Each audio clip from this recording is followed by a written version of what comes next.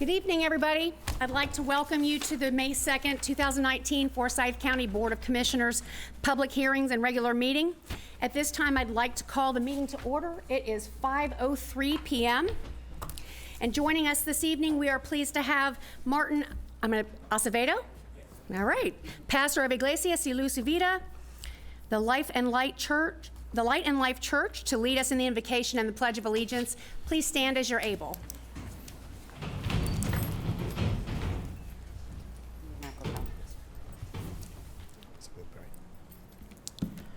So we'll pray, and before we pray, I just would like to read a verse of the Bible.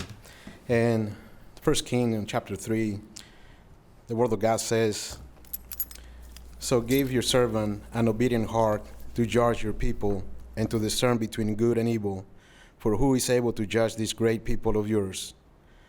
And God, we come before you, Father, on this evening, Father, to ask you for wisdom. Father, we, in front of your people, you had put every commissioner on his position, Father, for your word says that every authority is being placed by you, Father.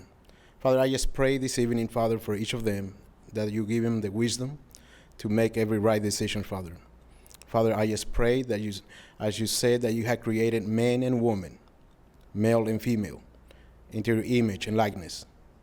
And I know both of us has, Father, the wisdom from you, just that we were made into your image. Father, it's a county that is growing. It's been multiplying. Father, and we just ask you as we multiply, Father, that we make the right decisions, Father, to accommodate everyone. Father, there's going to be decisions made this evening, Father, and I just pray that decisions that are made, Father, thinking of the peace of everyone in this county. Father, we want to be known in this county for the peace. We want to be known for the hope. And we also want to be known for the love that we have for each other, Father. Father, I just pray for everyone in this room, Father, that your will be done in everything that we do. In the name of Jesus, we pray. Amen. I pledge allegiance to the flag of the United States of America and to the republic for which it stands, one nation, under God, indivisible, with liberty and justice for all. Thank you. Thank you. You may all be seated. I do have some postponements here, but I'm going to go through and have each of the commissioners make any changes they need to. Commissioner Levent, do you have any additions, changes, deletions to I have the one, agenda? Madam Chair. I'd like to make a motion to postpone public hearing number 3 to May 16th. Second. Public hearing number 3. Second. We have a motion and a second to postpone number 3, and that date for postponement was to the 11th? May 16th Sorry, is our next May meeting. 16th. Thank you. Please vote. And that motion carries with a vote of 5-0. Do you have any other changes? I'm good, thank you. Okay. Commissioner Cooper, do you I have any have changes? no changes, thank you. Thank you. Commissioner Mills, do you have any changes to the agenda? I have two. Okay.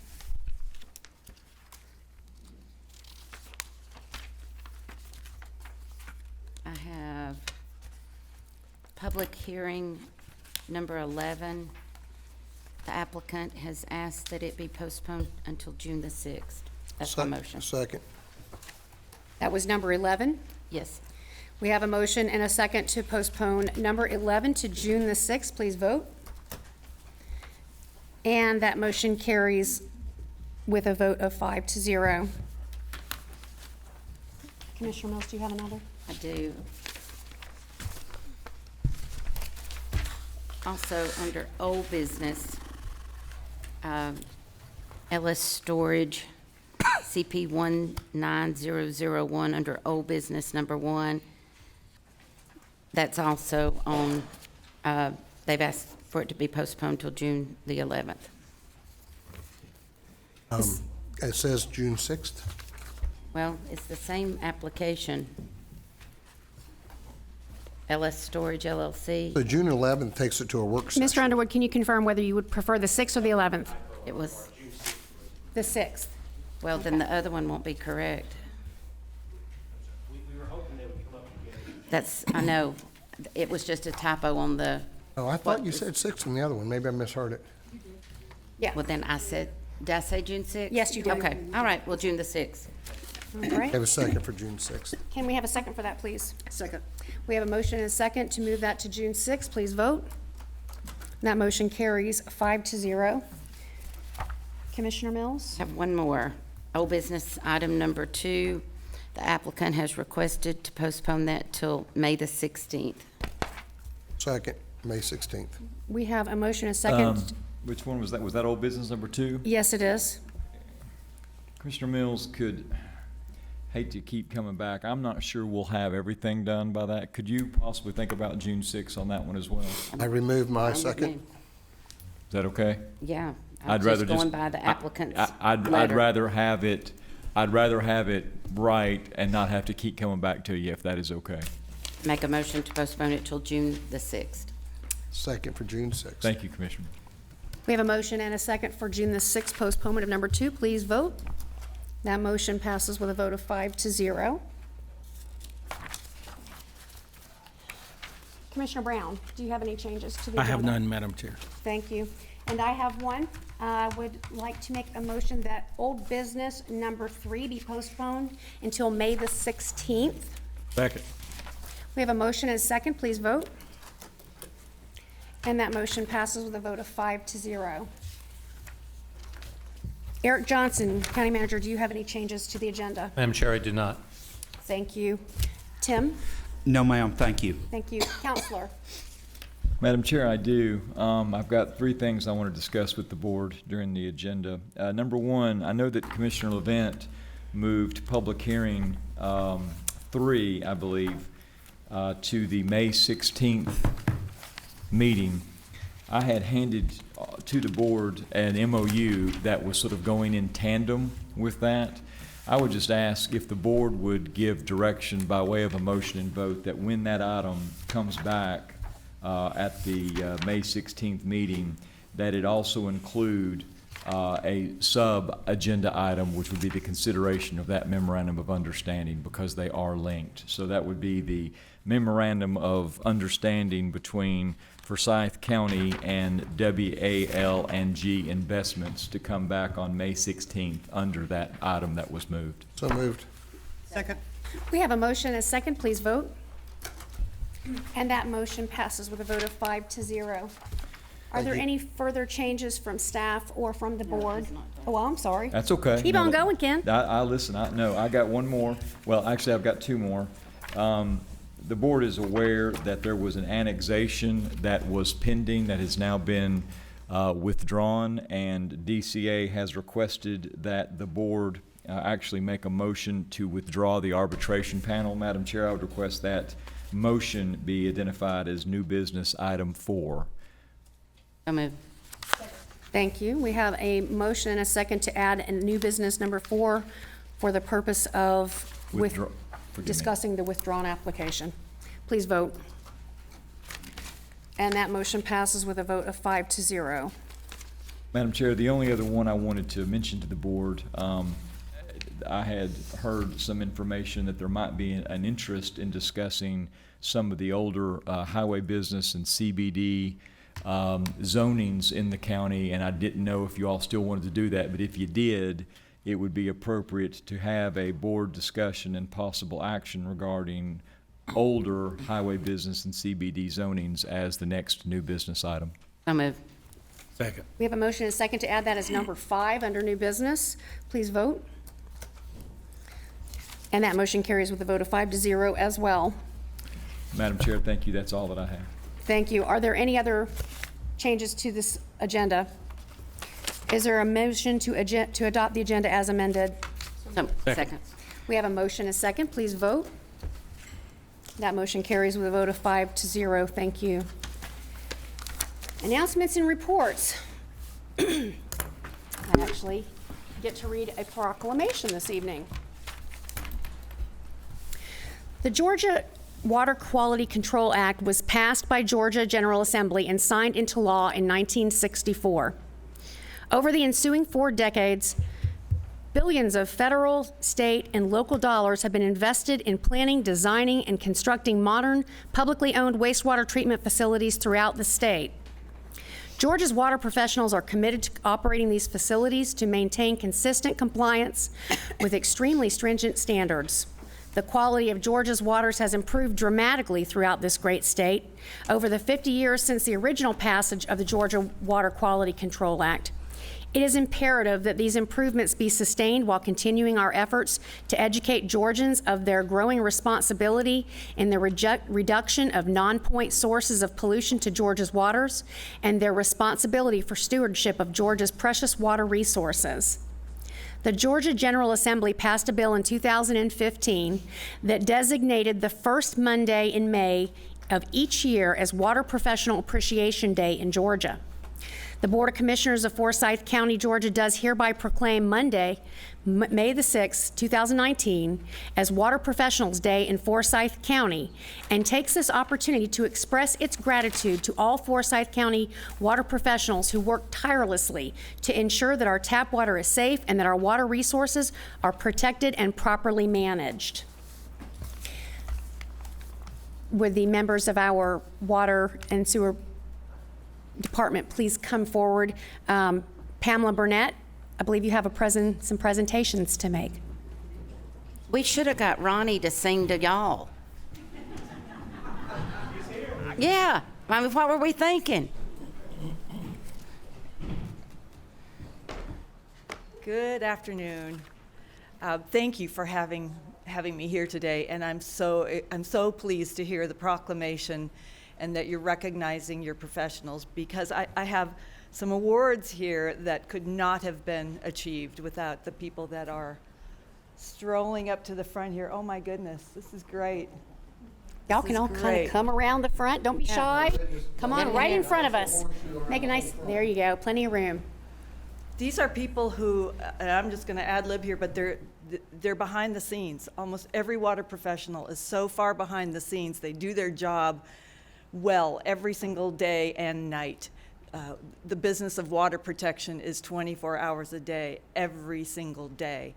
And it's in my mind, and I think it should be in everybody's mind, that safe drinking water is the #1 public health protector.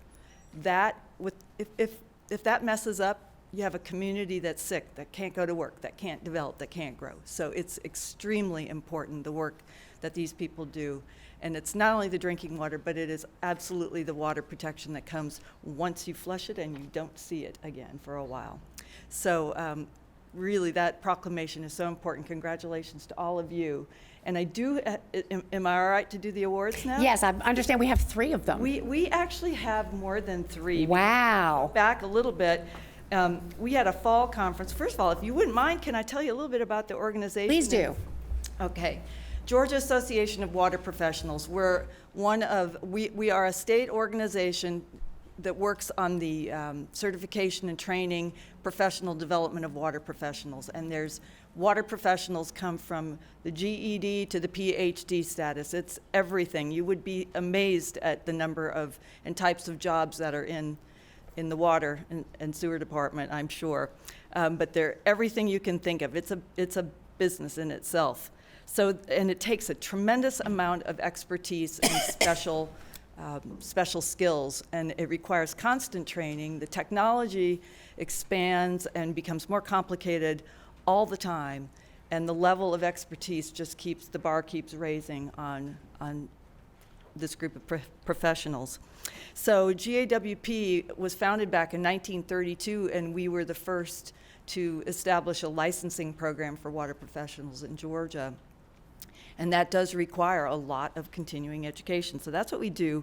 We are the second largest state association in the United States, and we're only the second largest because California is such a big dadgum state. So there's a lot of people there.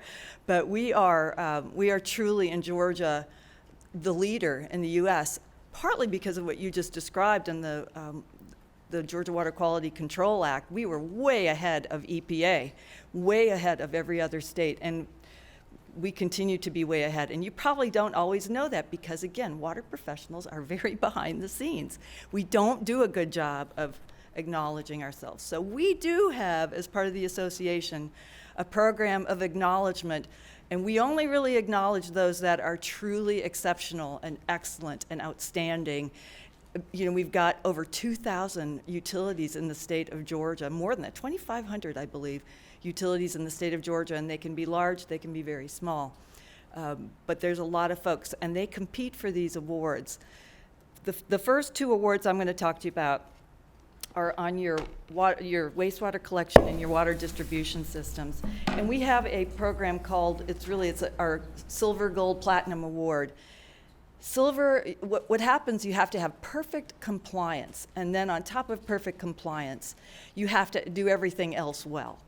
And then if you can achieve a score of over 95%, you're eligible for a gold award. Less than, at 90%, you're eligible for silver. And if you can achieve gold status for 5 years in a row, you're eligible for a platinum.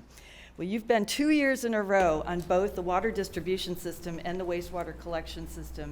And these awards were recognized at our fall conference last year.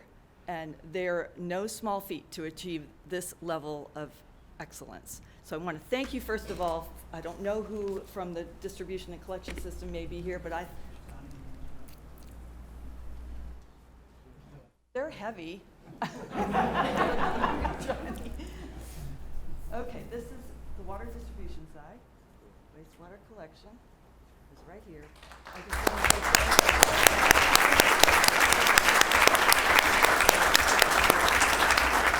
to so thank you for that. And that, keep going. I want to come back and do gold again next year, so that would be great. All right, so we just finished our spring conference in Columbus, Georgia, and Forsyth County, this is really unusual, but Forsyth County was presented with 3 new awards. And the Water Reclamation Facility of the Year award is so competitive that first of all, you have to, even to compete, you have to reach a score of 90%. And this is where other experts come into your facilities. They look at everything that you do. It's a very tough process. Paperwork, safety, everything, lab, everything that's done in the facility is scrutinized by other plant managers. And you know how quick they are to look for where their Achilles heels are. They're going to look for years, and they're going to try to discover that. But Forsyth County not only scored over 95%, beat everybody else out in the category that you compete in. And this is for the Shake Reg plant. And that is because it's not only an exceptional facility in terms of design and operation, but the people that go to work there and operate that facility are truly excellent. So that was the Water Reclamation Facility of the Year award, which is a very nice award to win in the state.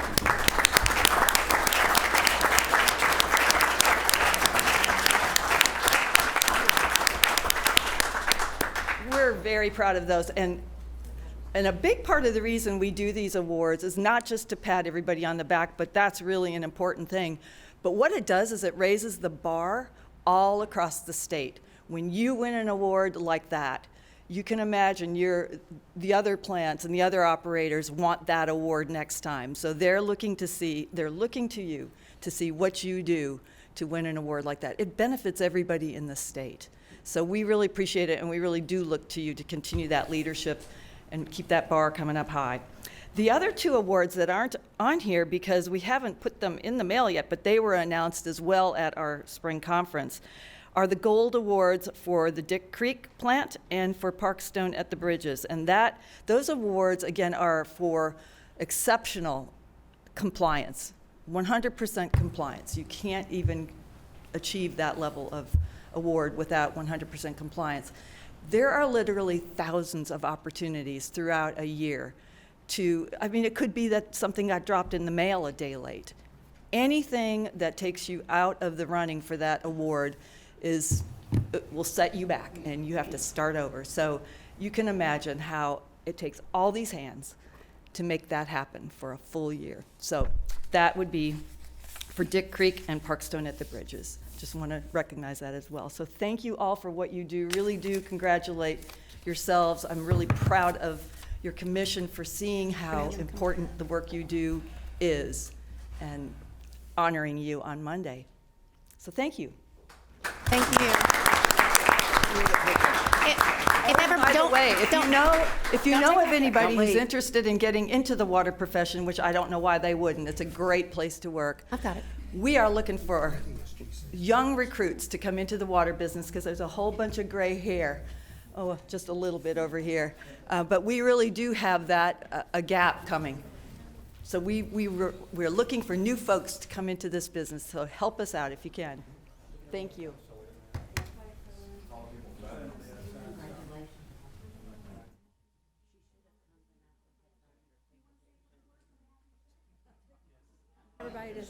And ESG, because they want, this guy needs to speak. Chairman asked me if I wanted to say a couple things. He's so handsome. All these people know how much I appreciate them. I think our operators were afraid to come, afraid we put them back out to work this afternoon. They get off a little earlier, so a lot of them are not here. But the commissioners need gratitude. Anytime we get something, it's because of your support.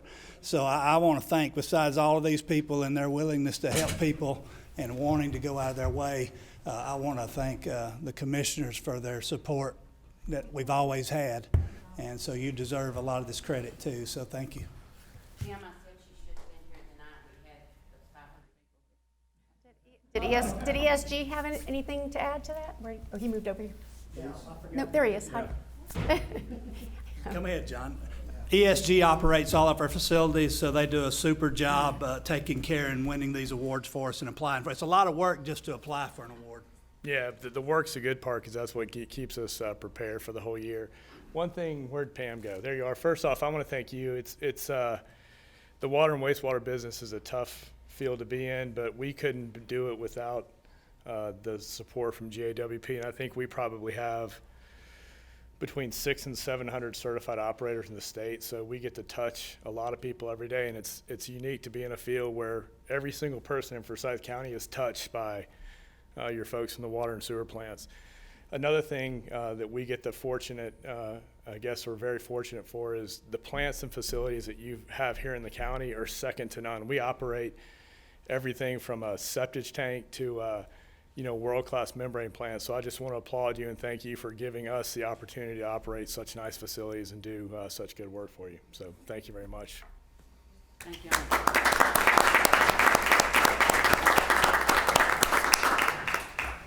See, can they get us on center?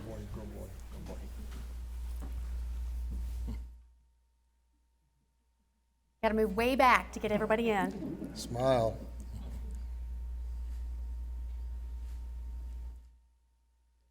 Thank y'all. Thank you, everybody. And Beautiful voice, by the way, today. There's your presentation for people that don't want sewer plants and think they're bad.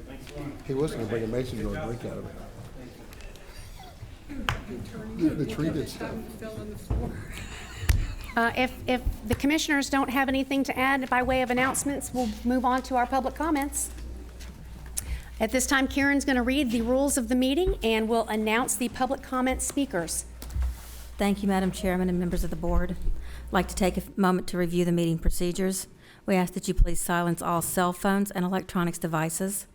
Those who wish to speak during public comments should complete a public comment form, which is available just outside this room. Information regarding specific requirements to address the board is listed at the podium. Please state this information prior to speaking. All comments should be directed to the entire board and not to a particular commissioner. There are 2 public comment opportunities during the meeting for speakers to make a verbal presentation to the board, one now and one prior to old business. The number of speakers is limited to 10 now and 10 at the second portion. Speakers are selected on a first-come basis and will be heard in the order in which they signed up, with the exception that Forsyth County residents will be heard first, with non-county residents to follow until the allotted time has expired. We have one public speaker who has signed up for this evening, Mr. Steve McCaffrey.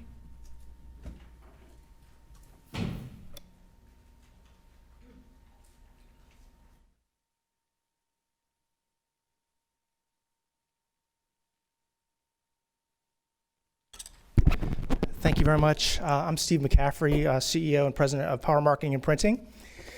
We responded to in our quote number 19-531570 that was due last week. The award winner was 46,342.70, diversified companies out of Chattanooga, Tennessee. All of the other bidders were out of state. We came in at 47,453.97, an $1,100 difference. I would respectfully ask that the commission consider our bid. We are Forsyth County based. I have 11 employees. We've been in the county for 17 years. I bought this company back in July. I went through all the fun of acquiring a company by doing all the processes within the county as well. We are a commercial printer that mails out millions of pieces a year. I would welcome the board to come by our facility as well. But given that the award, I don't think there's been an official award on this yet. We were notified by procurement that an award was forthcoming, but I would note that last year's bid was also awarded to an out-of-state vendor out of Spokane, Washington. So I would just ask the board again to consider the local and small business impact of these types of decisions. And again, we welcome the opportunity to share our capabilities with you. Our revenues are north of $2.5 million a year. We have, again, 11 employees, and we appreciate the opportunity for consideration. Thank you. Thank you. If anyone else would like to address the board, please come forward at this time. Madam Chair, I see none. Thank you. Is there a motion to adopt the minutes of the regular meeting and public hearings of April the 18th, 2019? So moved. Second. Motion and second, please vote. That motion passes 5-0. Is there a motion to adopt the minutes of the work session and executive session of April 23rd? So moved. Second. I have a motion and a second, please vote. That vote also passes with a vote of 5-0. Is there a motion to adopt the consent agenda? So moved. Second. We have a Madam Chair, motion. point of order, very quickly. Yes, sir. So, with respect to the consent agenda, there's two opportunities to amend the consent agenda. One is when the agenda is being set, which our rules provide that can be done by a motion and second only, and that'll take something off the consent agenda to the new business. Also, obviously, when you're actually approving the consent agenda, it can be done by an amendment to the approval, but that would require a majority, just like any other motion. So the only opportunity for doing a motion and second is when the agenda is being set per our rules. Later, it requires an amendment. I understand there might be an interest. I don't want to presuppose what the board wants to do, but there might be an interest in amending the consent agenda, and I wanted to make that point of order because if that is going to be done, this is the time to do it. Was there a particular item that you had in your sights with that? My understanding is that it might be 4M. If the commission, before I call for a vote, if the commissioners will please take a peek at 4M and see if they have any issues with that. Thank you for asking With us. respect to me perhaps asking for that motion, that item to be removed. Let me get over there.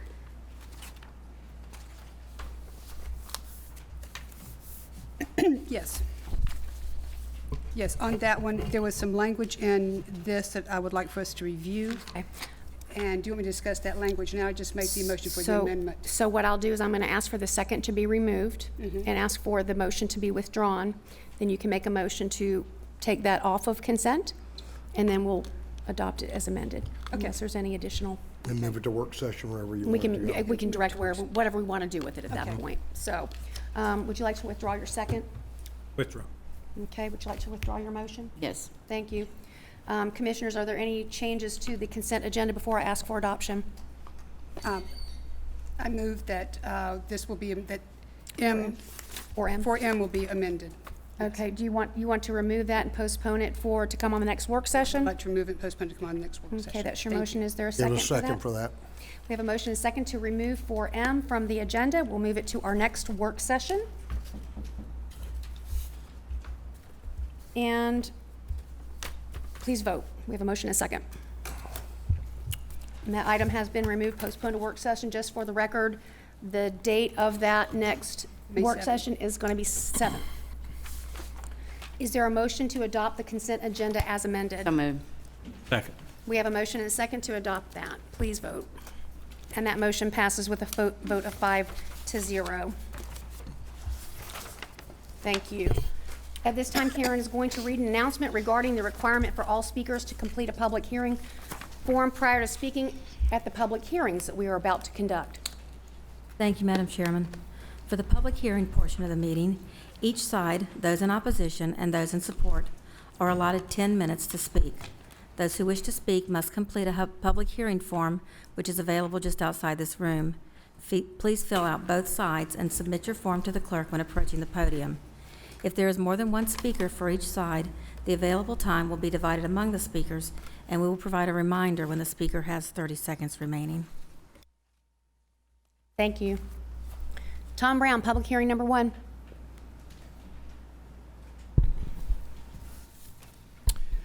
VA 19-0011. This is in Commission District Number 1. It's a public hearing for Bruce Harris regarding the variances to the Forsyth County Unified Development Code, Table 15.2, to reduce the side building setback from 25 feet to 10, and to reduce the minimum lot width from 150 to 80 feet for 4 proposed lots. The property is located on Castleberry Road.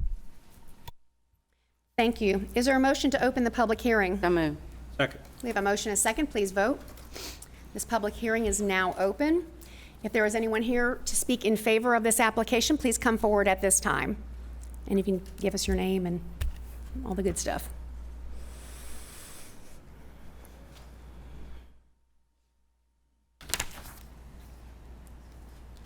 Hello, I'm Bruce Harris. I live in Alpharetta, Georgia. I purchased the property back in 2005. And my son and daughter have moved up to Forsyth County. So with them moving up, they said, Mom, Dad, it's time to move up. So we're looking to develop this property to be in conformance and consistent to adjacent properties. Immediately to the south is Castleberry Heights, which is D.O. Horton's property. This meets and exceeds their current plat application. And across the street is Sawmill Court, also with lot sizes that range from 35 feet to 150 feet.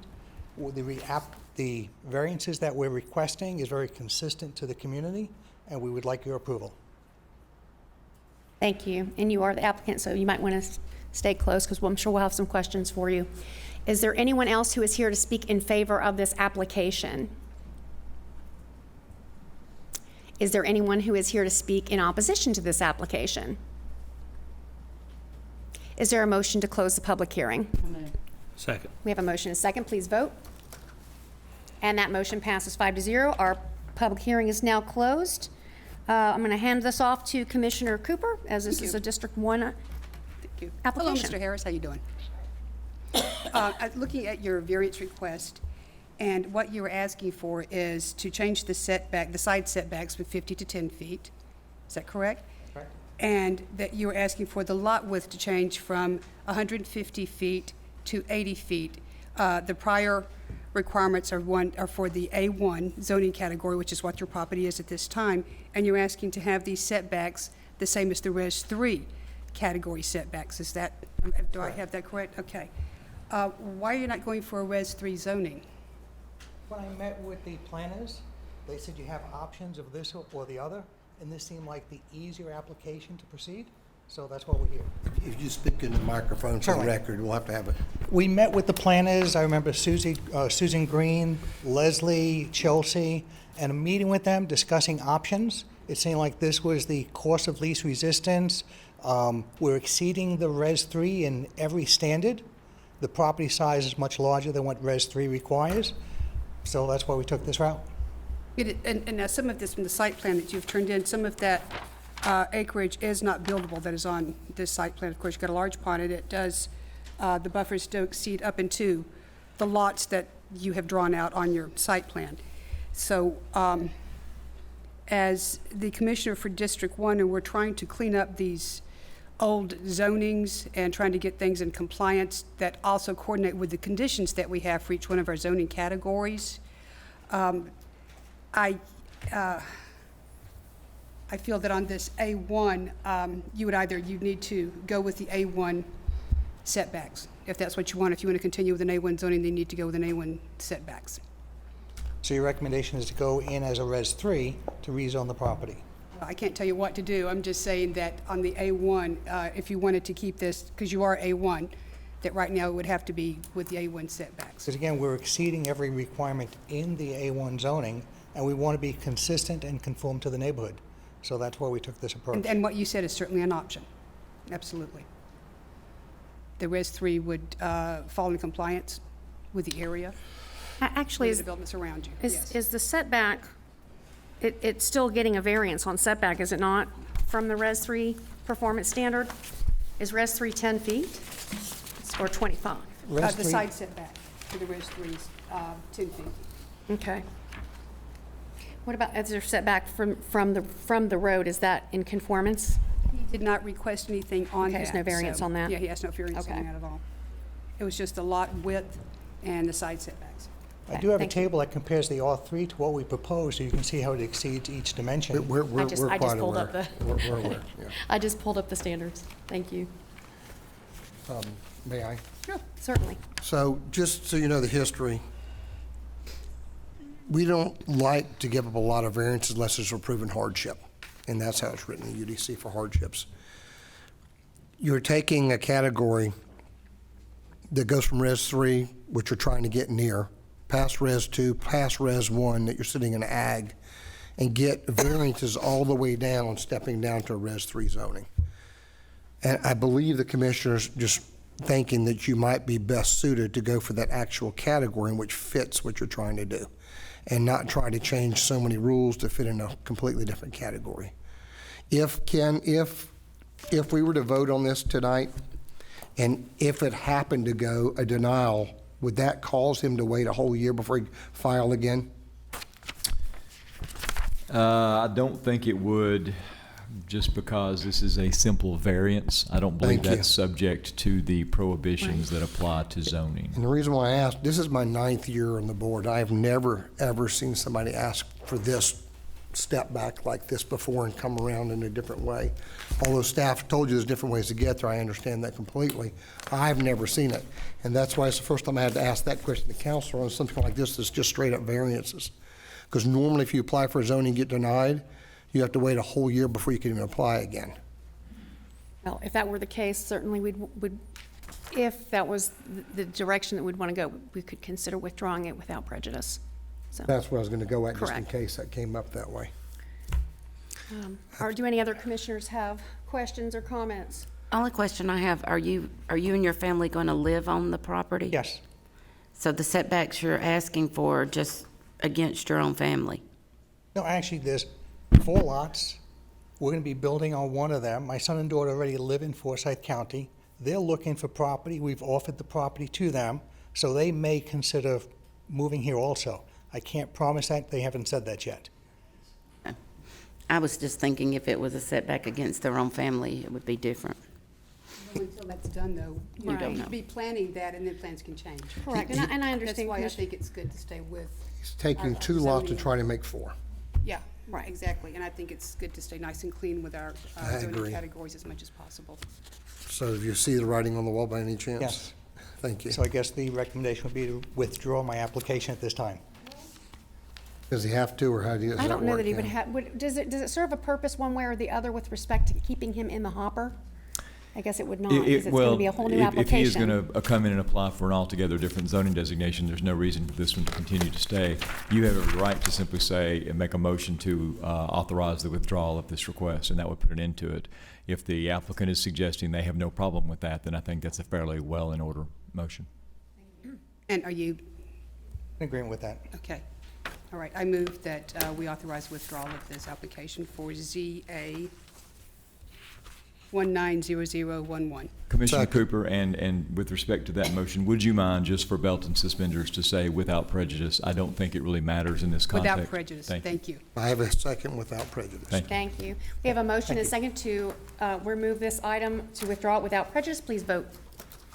And that motion does carry 5-0. Thank you.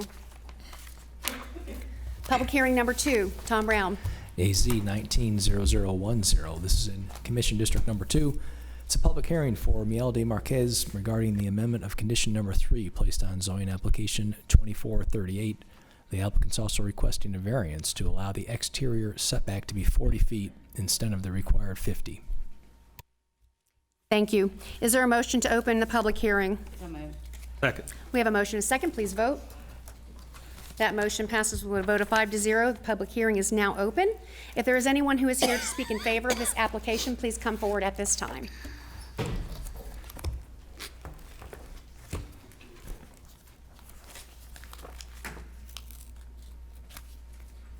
Hi, my name is Milady Marquez, and I live at this residence. And we're just trying to place the pool, instead of being visible from the street, we're trying to put it behind our home. Okay? I'm sure we'll have more questions if you want to stick tight. Is there anyone else who'd like to come and speak in favor of this application? Is there anyone who'd like to speak in opposition to this application? Is there a motion to close the public hearing? So moved. Second. We have a motion and a second. Please vote. And that motion carries with a vote of 5-0. We are now closed. Commissioner Brown, I believe this is your district.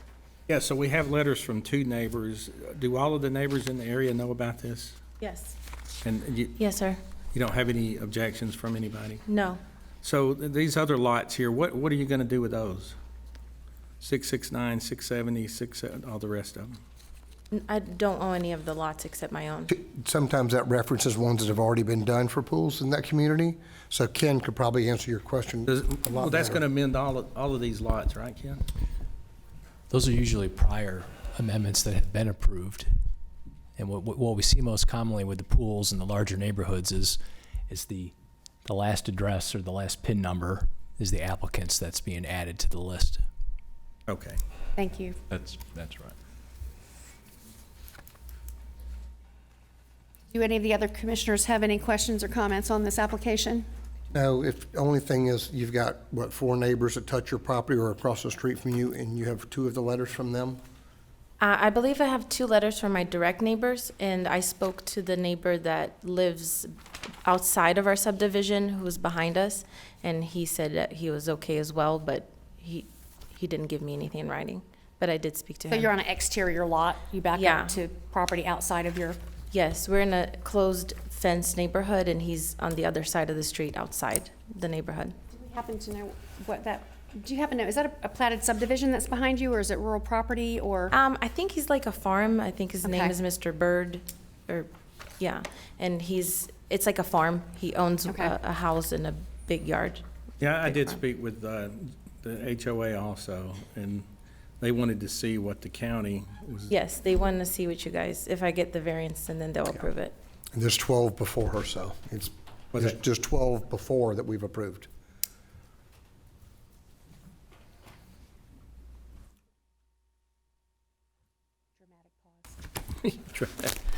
I'd like to move we approve the request for amendment zoning conditions, ZA 2438 Shake Rag Land Equity LP by Melide Marquez, and a variance of the UDC AZ 190010 parcel 162-433. Second. We have a motion and a second, please vote. And that motion carries with a vote of 5-0. Thank you. Thank you. Enjoy your pool. It's hot enough now, finally. We have postponed item number, public hearing number 3 to May the 16th, which brings us to public hearing number 4. Tom Brown. AZ 190011, Commission District Number 4. This is a public hearing for a county-initiated request regarding the addition of condition number 20 placed on zoning application 3756. Thank you. Is there a motion to open the public hearing? So moved. Second. We have a motion and a second. Please vote. That motion passes with a vote of 5-0. We are now open. If there's anyone who is here to speak in favor of this proposal, please come forward at this time.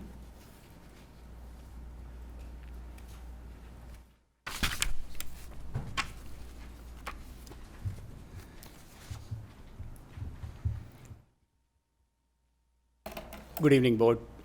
My name is Sriram Velichetti. I live at 11020 Kemp Road, Sewanee. I'm CFO of the fields at Keithbridge LLC. We are happy to work with the county, and we support the amendment proposed by the Board of Commissioners. And I would like to take this opportunity and bring few facts, why we landed into this situation, and get everyone on the same page.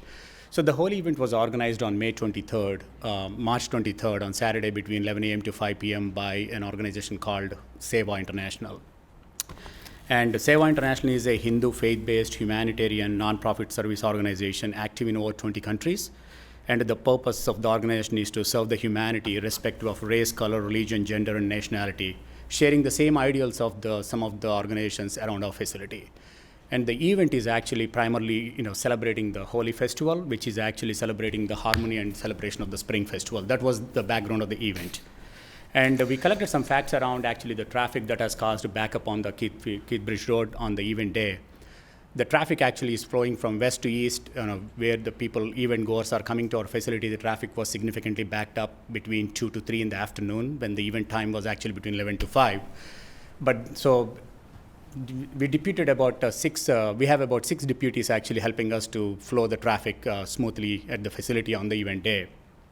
So the deputies have advised us that to close the entrance of the facility fewer intervals so that traffic continues to move from west to east, and then they turn around and come back into the facility so that Keith Bridge traffic will not actually get obstructed. That was the advice given to us, and we accepted that advice, and at certain intervals of the event times, we closed the entrance so that traffic continues to move west to east and then come back, take a U-turn ahead of the near next intersection and come back into the facility.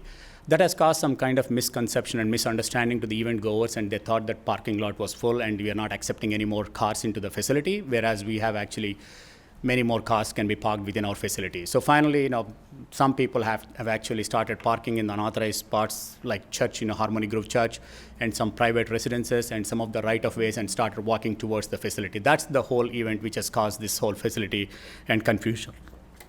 And we sincerely regret this incident, and this is something beyond our imagination and expectation that people would do this, and due to caused by this misunderstanding. And we sincerely support the amendment what you are proposing to avoid these situations going forward. And also for the future events, we'll make sure that we'll follow this off-site parking as designated in this amendment, and also putting the no signages around the public places and the private properties. And also we'll put additional resources to control the traffic around our facility so that we will not get into this situation one more time. And also we'd like to reiterate that some of the to the community around us, that we are there to do what we are allowed to do from a permissible conditions and zoning amendment perspective. We are not trying to do anything that is not we are allowed to do within our conditions. And also just to give some perspective, before I conclude, our business model is not something what private individuals do. This is something counties and local governments do for the community. But however, due to various resource constraints, various ethnic group needs, county or local governments may take time to get to the meet the needs of everybody, because we all have limited financial resources for whatever the conditions. That's where we come in exactly, and we're trying to fill some of the community needs in terms of playing the cricket as a sport and addressing some of the cultural requirements and sporting events and so on and so forth. And we have invested our lifetime past, present, and future earnings into this facility, and trust me, it's not a very profitable business model, right? But this is our choice, and we are there for a purpose. And certainly, we are mindful about what we need to do and what we are allowed to do in that, and we sincerely do what we can do best to make sure that there is no inconvenience to the community around us. And lastly, always there is an improvement in the opportunities what we continue to do, and we continue to do those improvement opportunities. And we thank you to the board, and thank you the board and commissioners and the community around us for giving us this opportunity, and we'll continue to do our best. Thank you. Is there anyone else who is here to speak in favor of this proposal?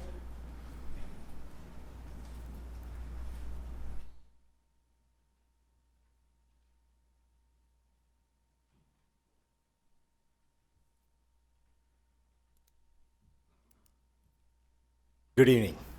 My name is Sunny Dudila. I represent an organization called Shiv Mandir. I'm currently the chairman of the Shiv Mandir, which is an organization for a Hindu organization, which is for the community. The reason I'm here is at the same facility on October 20th, 2018, we did an event which was well supported, and parking was not a problem. The management of the field of Keith Bridge organized it very well, and we had pretty close to 1,200 cars parked in their facility. So I'm just here to say that they have doing a wonderful job. And I was not there at this event when this event happened. So I just wanted to give you a faith that these guys are very professionals, and this is one of the cases which happened. And I would like to extend that our event went very well, and they did a good job for us.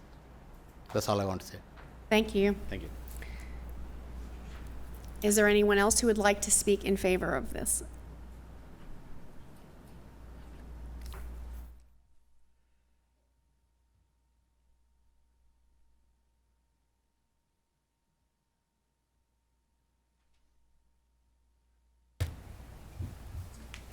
Hi, my name is Srihari Angalakudati. Thank you for giving me the opportunity to speak today. I am actually a player of cricket, so I'm not part of any organizations, but I just want to take this opportunity to thank you all for extending support to the cricket community. I know that some of our neighboring counties are not so favorable. They are putting actually some restrictions on the way we can use the existing facilities to play cricket. So it's not the case in this county. We really appreciate of that. I just want to hope that you guys continue to actually extend the support in future as well, and give us an opportunity to continue to play cricket here. Thank you. Thank you. Is there anyone else who would like to speak in favor? Is there anyone who would like to speak in opposition? Is there a motion to close the public hearing? So moved. Second. We have a motion and a second. Please vote. And our public hearing is now closed with a vote of 5-0. I'm going to bat this over to Commissioner Mills. This is in your district. This was a county-initiated effort. Yeah, and I know that there are people here that were very upset by the event, that lived in the community. I know that there are people, you know, that are here that own the facility and that play the game. And you know, I think the facility has been there 3 years, maybe, is that correct?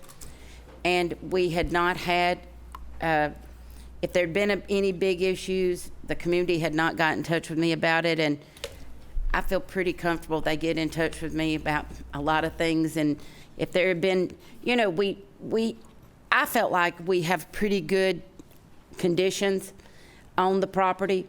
There was obviously somewhat of a misunderstanding about what could be held at the facility. I think we've got that straightened out now, that it is for athletic events. It was not zoned for an event facility. If it had been, and I think that's important to note, and we had a meeting, for those that aren't aware, with the county attorney and Tom Brown, and we discussed and went over the conditions. If it had come in as an event facility, the community would have reacted differently, and the community would not have been as open-armed and willing to accept it as they were for an athletic facility.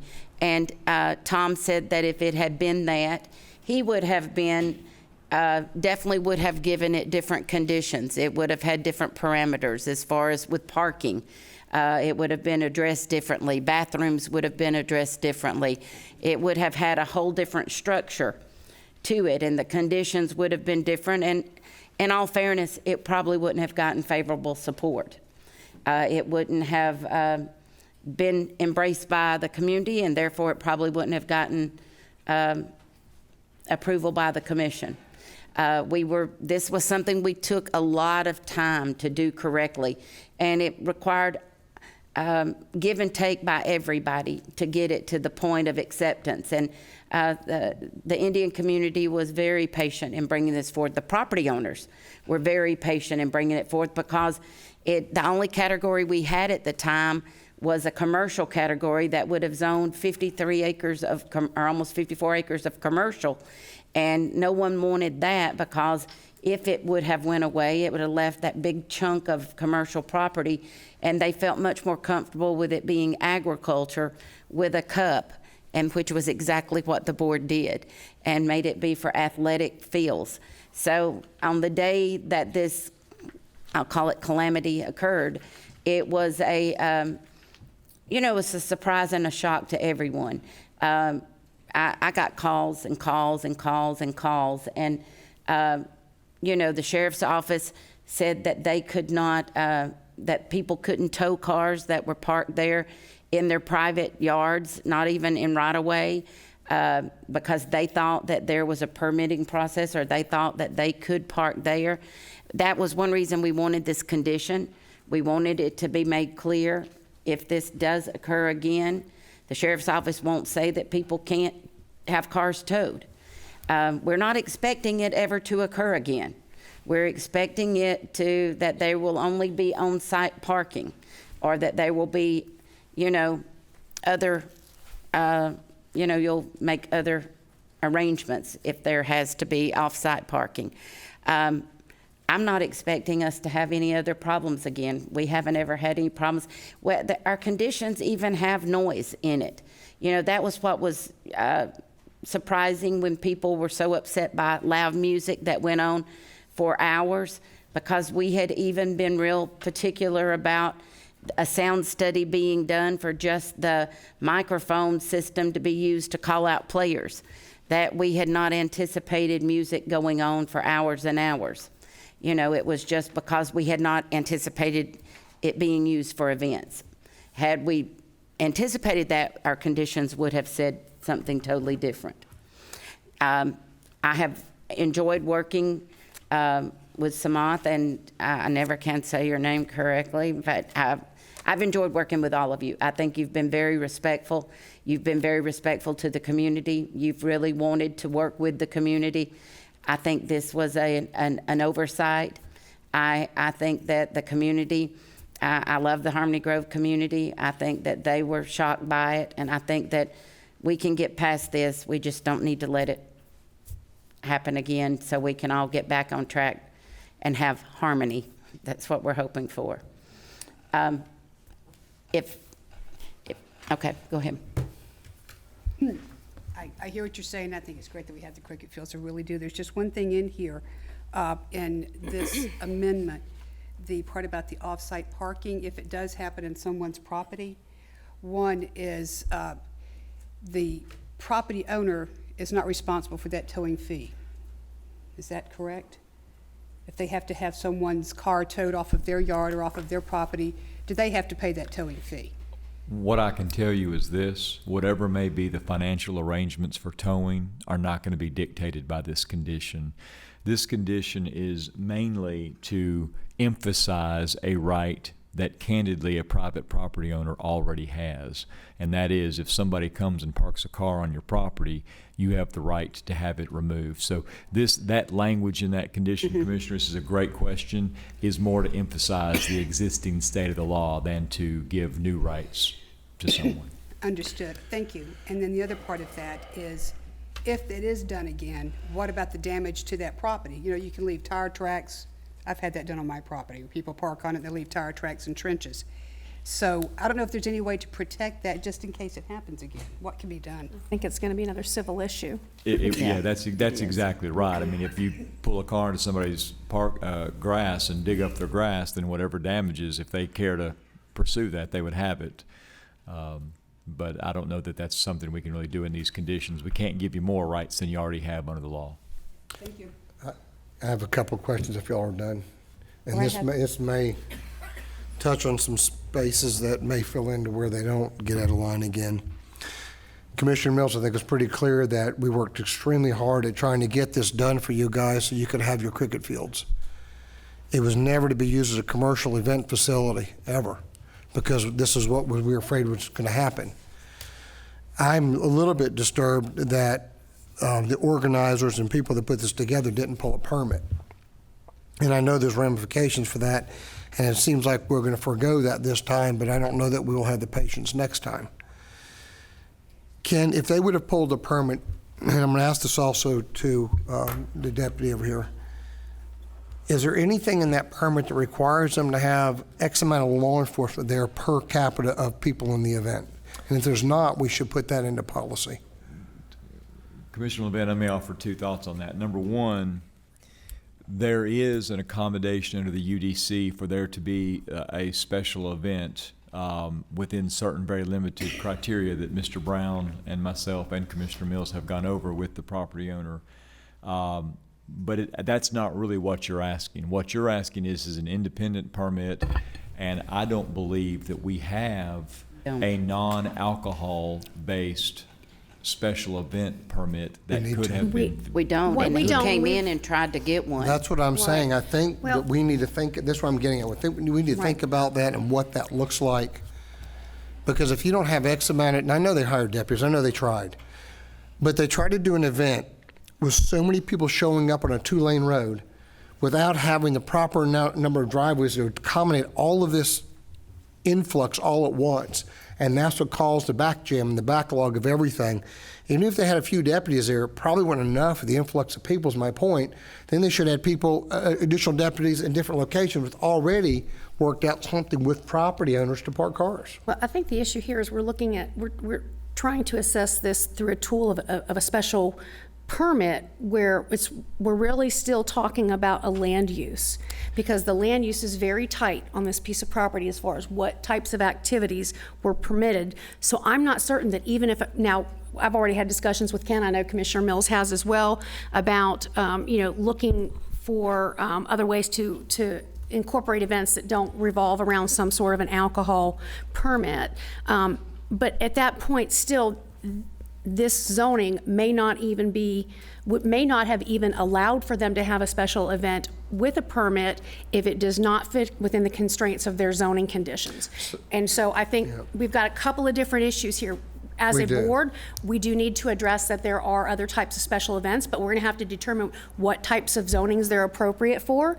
And if there are facilities like this that wish to engage in that kind of activity and they are not permitted to do so by virtue of their conditions, that may require a change. Yeah, that's right. We can't, and no one is suggesting this, but we can't grant a permit to authorize a use that is otherwise illegal on the property. And that's right. So what's a ramification? So if they do this again, well, what happens? We put the owner on notice that we believe that this event was improper, and we have given them guidance as to the county's expectations, and also given them guidance of what will occur if it happens again.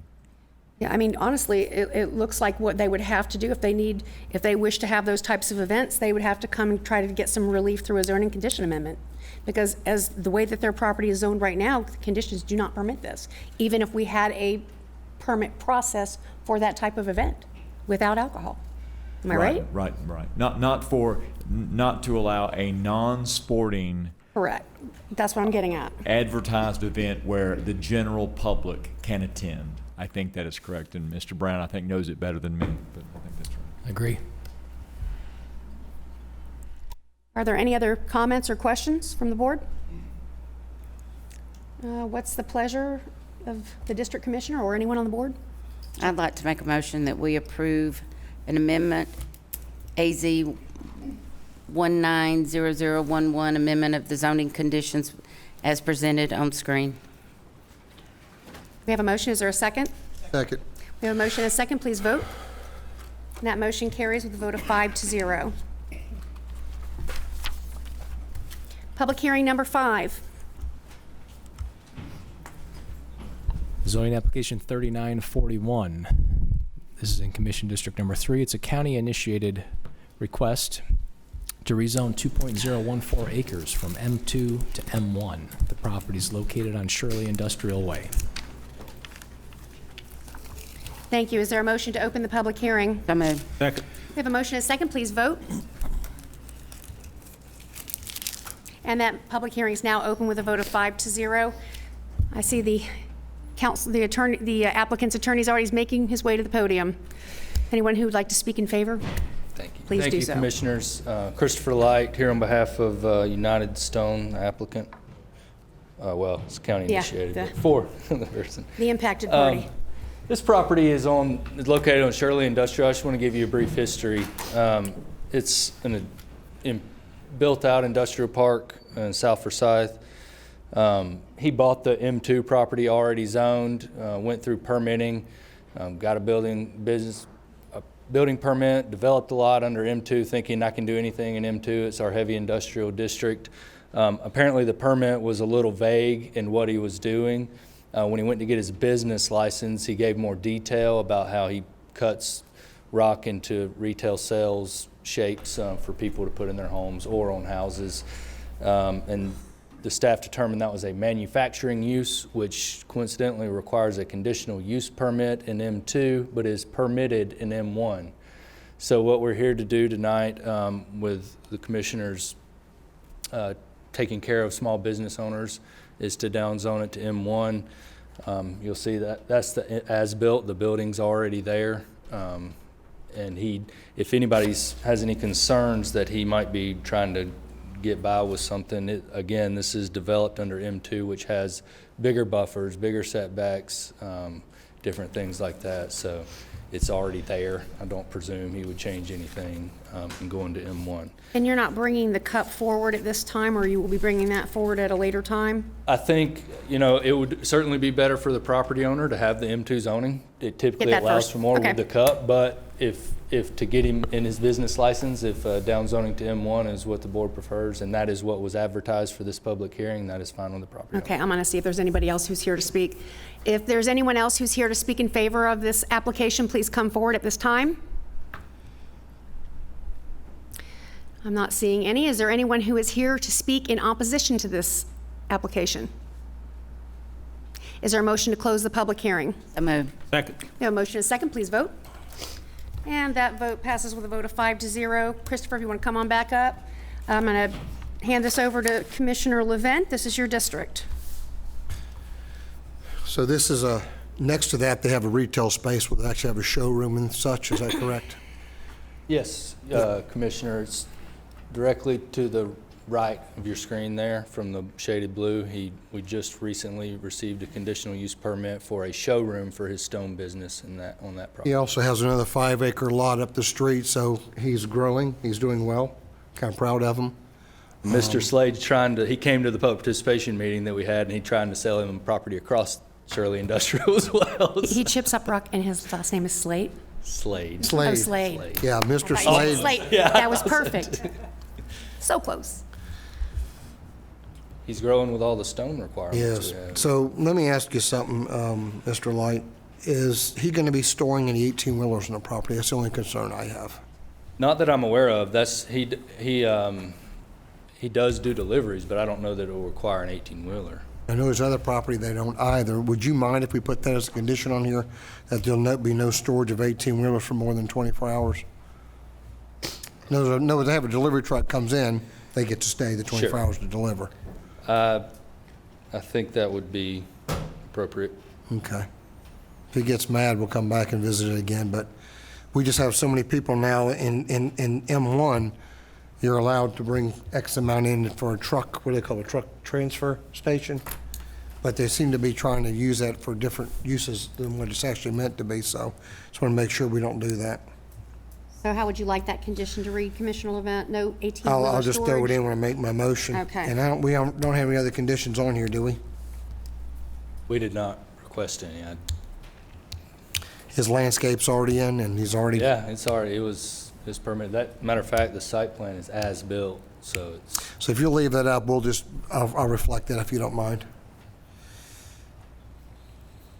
And make a motion to approve the downzoning from M2 to M1 for ZA 3941 for parcel 018-137 with the site plan shown as is, knowing the structure's already built, and that there will be no 18-wheeler storage, and they may stay no longer than 24 hours at a time to constitute that storage. Storage or parking in excess of 24 hours. You know, storage or parking in excess of 24 hours. Second. We have a motion and a second. Please vote. And that motion passes with a vote of 5-0. Thank you. Thank you for supporting We'll see small you with your Thank you, and tell him congratulations. I saw him last night. He tried to run me over and went into Publix. I didn't pay him enough, apparently. You didn't pay him, well, you didn't pay him enough, basically. Public hearing number 6. Madam Chair, board members, public hearing number 6 this evening is a possible extension and amendment to an existing moratorium. On April 20th of 2017, the Board of Commissioners imposed an emergency moratorium with respect to applications for land disturbance permits on zonings that were zoned in District 4 to residential between the years of January 1st of 2000 and December 31st of 2012. That moratorium has been continued for some time while the county is set to work preparing some design standards that I believe the board may actually have a meeting on Monday to go over those design standards for residential in some detail. Nonetheless, 2 things I want to bring to your attention this evening. Number 1, the existing moratorium does expire on May 16th of 2019, and therefore if we want to extend it again, we need to have a public hearing this evening and adopt the resolution that I've put into your agenda books.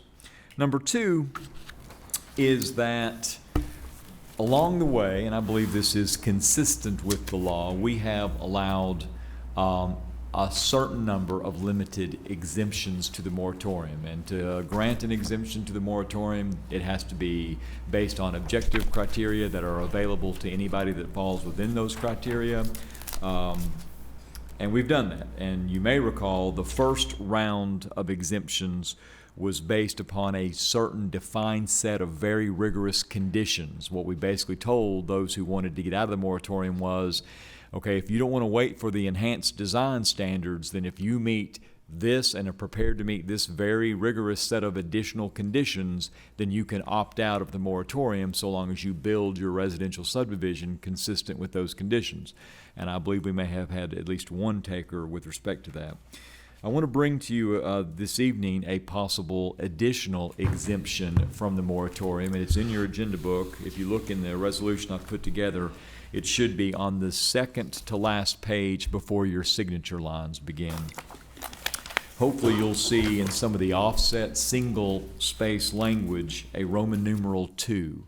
The Roman numeral 1 is the previous rigorous condition exemption I just told you about. Roman numeral 2 is an exemption to the D4 moratorium based upon if you are part of a multi-phased residential subdivision and you are in your final phase of build-out. And every other phase in that multi-phase residential subdivision has to have 90% COs on the other phases.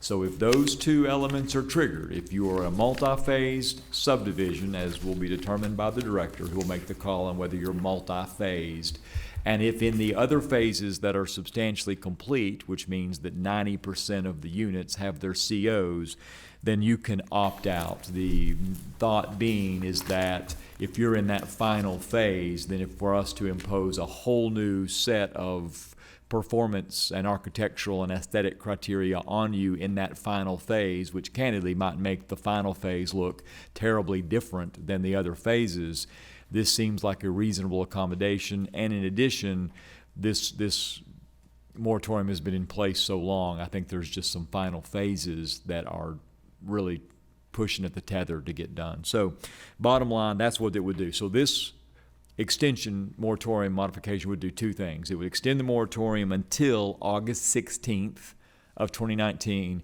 and it would allow that second option for exemption based upon multi-phases. Madam Chair, that's my presentation. Thank you. Is there a motion to open the public hearing? So moved. Second. The motion is second. Please vote.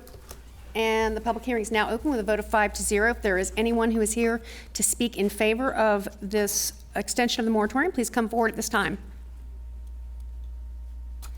If there is anyone who is here to speak in opposition to the extension of this moratorium, please come forward.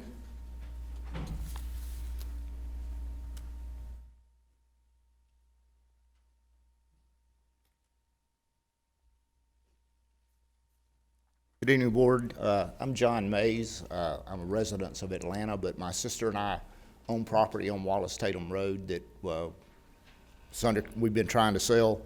It seems like the moratoriums have been in place for a long time. I mean, it's been over 2 years. And so it'd be great if you could see fit to lift it. Otherwise, I like the exception that if if someone wanted to, the architectural standards, I've read them, they don't seem odious at all, and so that is an out. But it seems like it's been a long time, and I understand it takes a while to come to grips with things like that. But it'd be great if you guys could see fit to release the moratorium. Thank you. That's it. Thanks.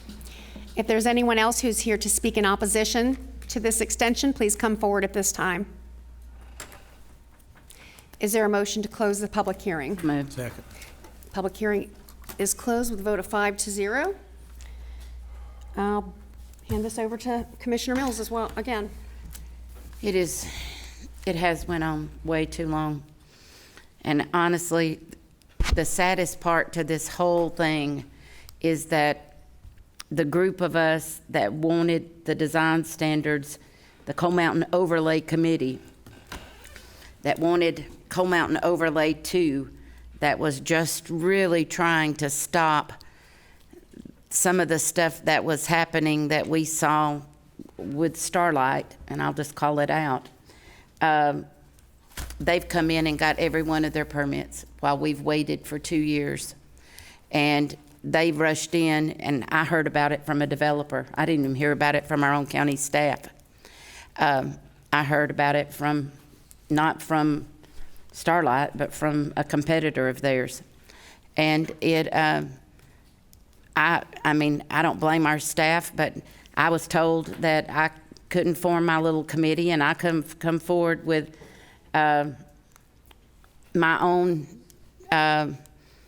conditions the way we had with Coal Mountain Overlay, and we couldn't do Coal Mountain Overlay 2 because we had to do it this way, and we had to do county-wide conditions, county-wide standards, so we wouldn't have one set of standards here and another set of standards there and another set of standards. It'd be too hard to enforce, and we couldn't have different things here and there. And then, no offense against District 2 and District 5 or whatever, but y'all came in and hired your own company, and you're coming up with your own thing when I was told, and we were wanting to do it for free. I mean, we wanted to have our own committee just do it. As part of a different project, though. It was only one element of a larger You're still effort. having your own design standards. And we could have had it done in 2 or 3 months' time max, and we're into 2 years. And Starlight has got every one of their permits now. So them getting their permits, if they're under moratorium, that's a separate issue. But I will tell you this, that if the sections of Districts 2 and 5 that are subject to a Southeast Forsyth thing, that is but one portion of it.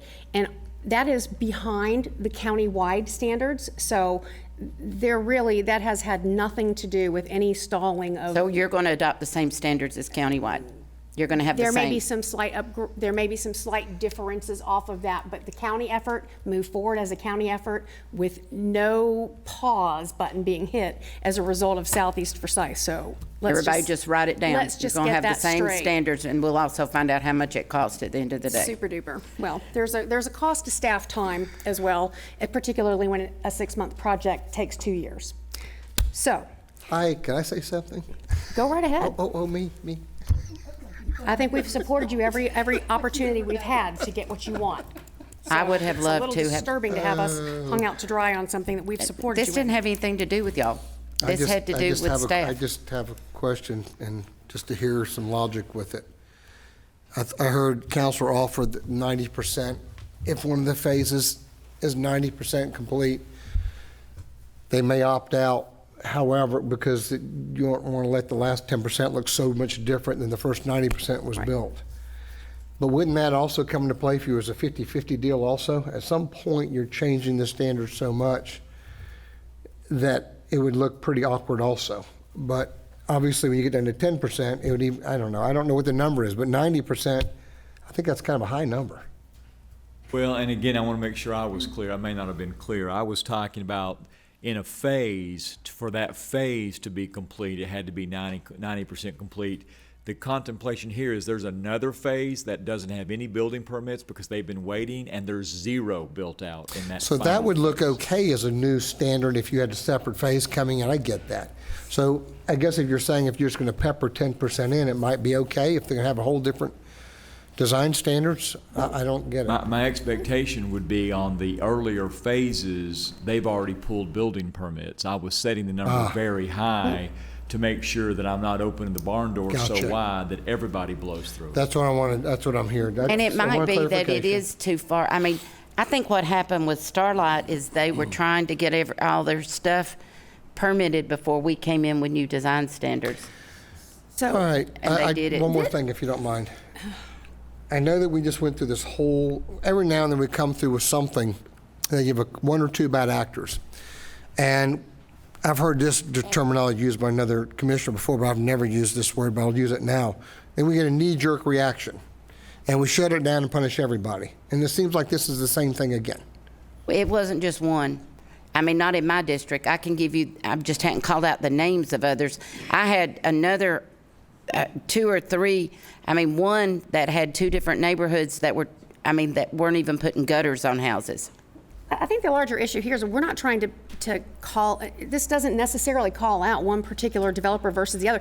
This is simply looking at a period of time when there were very few standards put in place. Well, I And it's understand not that. looking Next to to nothing. to punish one or But there another were specifically actor. 1 or 2 builders Well, that absolutely caused this. well, there's certainly people who really like to take advantage of that. However, this has been very compartmentalized. It's a very specific set amount of time.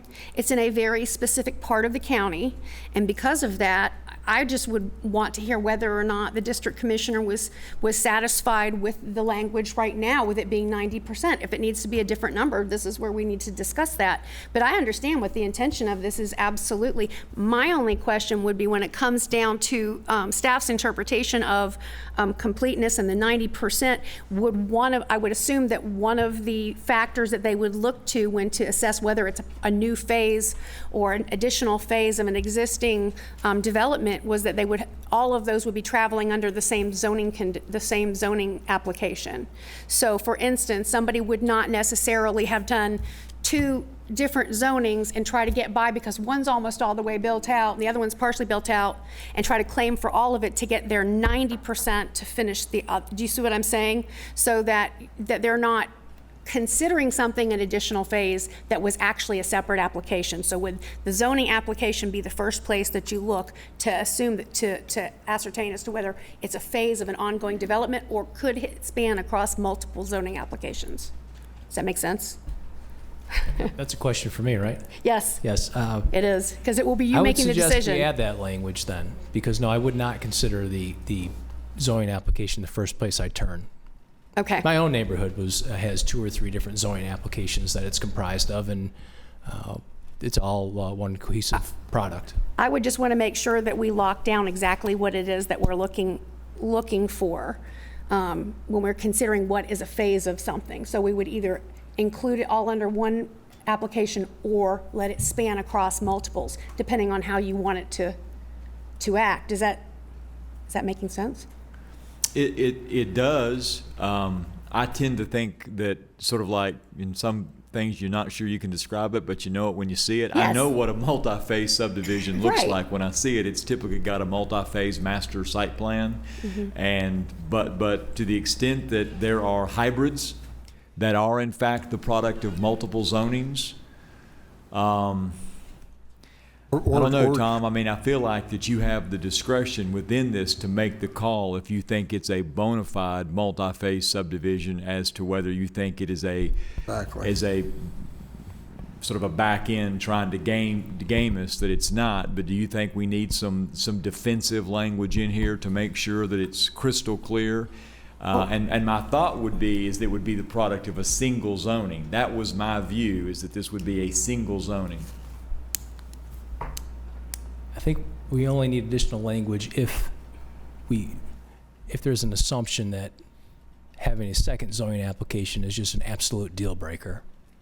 Well, you can look at it both ways, and that's why I'm trying to make sure, because the last thing I want is for somebody to pose an argument that really supports them doing or not. You see what I'm saying? Like, I think you could do it either way, and so I just would want to know kind of a little bit more about what the criteria that you would use to make the determination of whether it is truly a final phase or if it's just another neighborhood the same developer is doing in the same area in order to escape that. So there may be other considerations if it's let's say it's 3 different neighborhoods under a bigger umbrella. It's a, multi-neighborhood town center type of thing.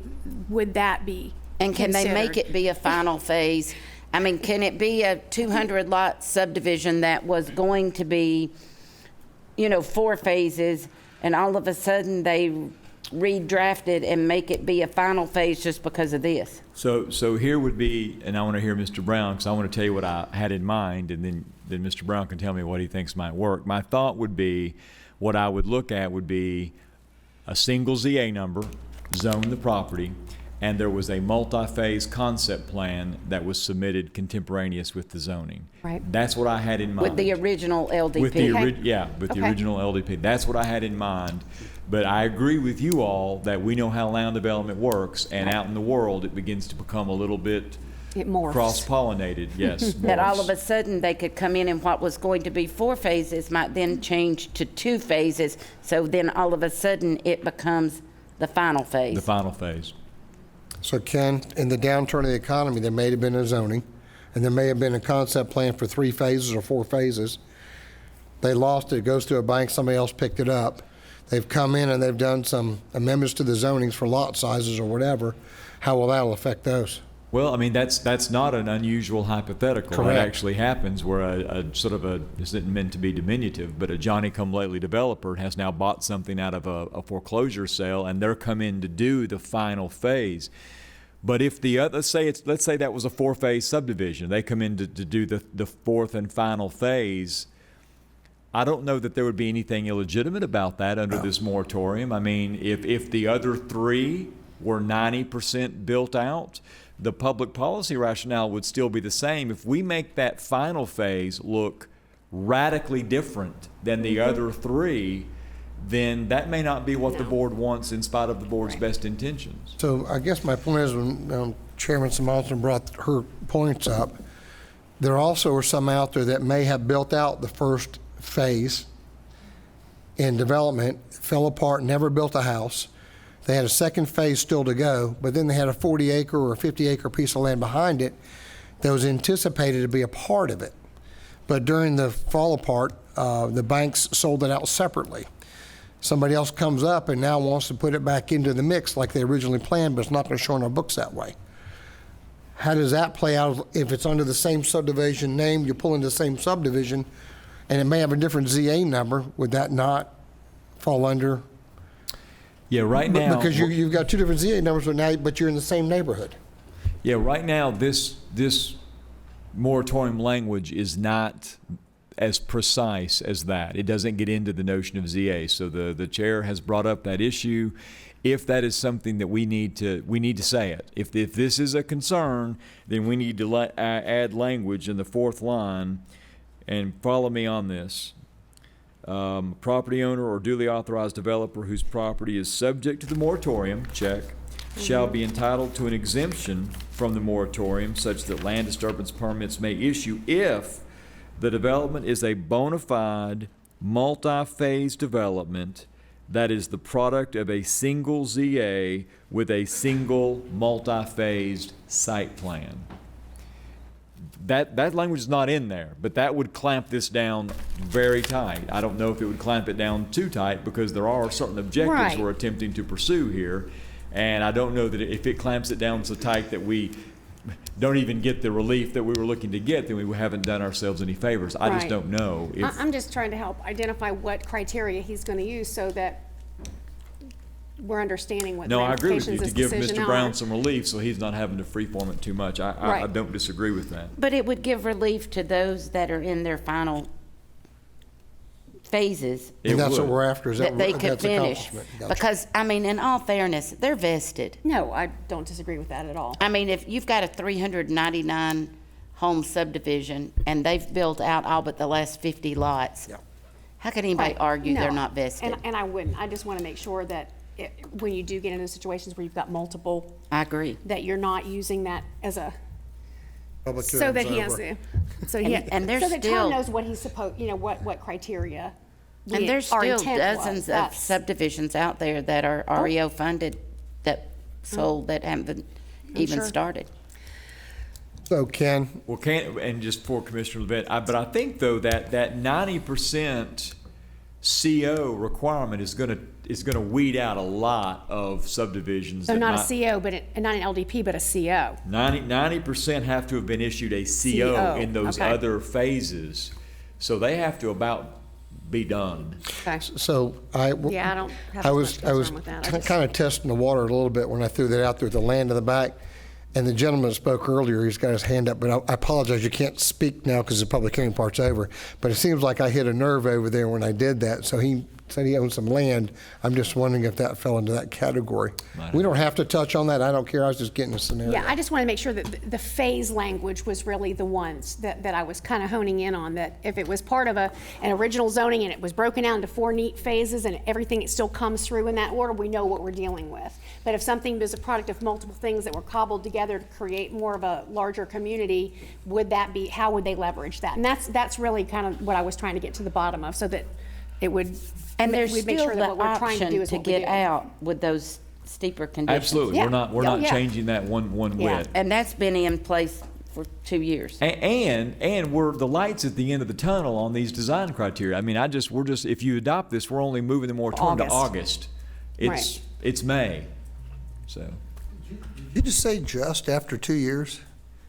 Okay, well, I am a glass half full. We are I'm a government. glass half full sort of guy, Commissioner. This government stuff. All right, you want to Wow. call it out again so we can just say so moved, since we don't have it? Oh, yes, Mr. Brown, are you comfortable with that language, single ZA multi-phase site plan? Yes. So, board members, the language would be, if you want to do this, the motion would be to approve the resolution in your agenda book, but on option Roman numeral 2 in your agenda book, on the 4th line down after the word bona fide multi-phase development, that is the product of a single ZA or zoning application with a single multi-phased site plan. I make a motion to approve as stated. Second. We have a motion and a second. Please vote. And that motion carries with a vote of 5-0. Public hearing number 7. Board members, this is mine. Madam Chair, members of the board. Forsyth County has a door-to-door solicitation ordinance that requires for commercial solicitation, where an entity goes out and begins to sell wares, et cetera, door to door, that they be registered with the sheriff's office. And of course, this is one of those things that is put in place for public safety is what it's for. So we know and have a registered database of who is going out and knocking on individuals' doors. I don't have to tell the board that in the world we live in, actually going up on someone's porch and knocking their door if you don't have an Amazon or a UPS shirt on is a little bit of an intimidating thing. And candidly, in the days of some of the technology, Remember that guy got killed? individuals now are being videoed when you go up and do that, and people know. So the concern, as I understand it, as manifested by the board when we were given the instruction to do this, was that now individuals appear to be going up and knocking on doors, and they may not be selling wares, but they are leaving flyers or handbills or documentation advertising these products, and it appears to be a loophole because our ordinance doesn't capture that. Therefore, there's no registration, and I think one of the board members said they could just as much be casing your home, whether they're selling you something or whether they're just handing out written material. So we have provided some language to you. This would be a first public hearing this evening, so you're not going to be in a position to adopt, that basically adds a new definition of the sorts of material that can be handed out, and it is called handbills. And it's a defined term, and I want to say something here in sort of a prefatory way, that the way it is drafted right now is it talks about handbills commercial and handbills non-commercial. And what it says is if you're going to go to door and hand out handbills commercial, you've got to be registered. The non-commercial handbills would be things in the format of religious or political handbills. Board members, I am still thinking about that. And what I mean by that is I do want us to have the public hearing this evening, but I am still considering that differentiation between religious political material versus true commercial material, because I need to make sure that's going to pass constitutional muster. And it may be that I have to take away those divisions. So when you get this in June, it may be that those divisions are gone. I wanted to get something in front of you, but I'm still looking at whether we can legitimately require a regulation on commercial speech and not require a regulation on political or religious speech. The board, I think, was concerned that if we start requiring you to register just to have a church go door to door, or if we start requiring you to register for somebody trying to bang on your door and campaign, that may get a little bit onerous, but I got to look at it from a First Amendment concern as well. Speech is speech is speech. So, Madam Chair, here's my recommendation for you this evening. I would go ahead and have the public hearing. It is a modification to our door-to-door ordinance that would basically carve out a new requirement that if you're just going to drop handbills, you got to register, but I may bring you something back a little different in June. Understood. Is there a motion to open the public hearing? Moved. Second. We have a vote, please vote. The public hearing is now open. If there's anyone who is here to speak in favor of this change to our ordinances, please come forward at this time. If there is anyone who is here to speak in opposition to this change, please come forward. Is there a motion to close the public hearing? So moved. Second. The motion is second, please vote.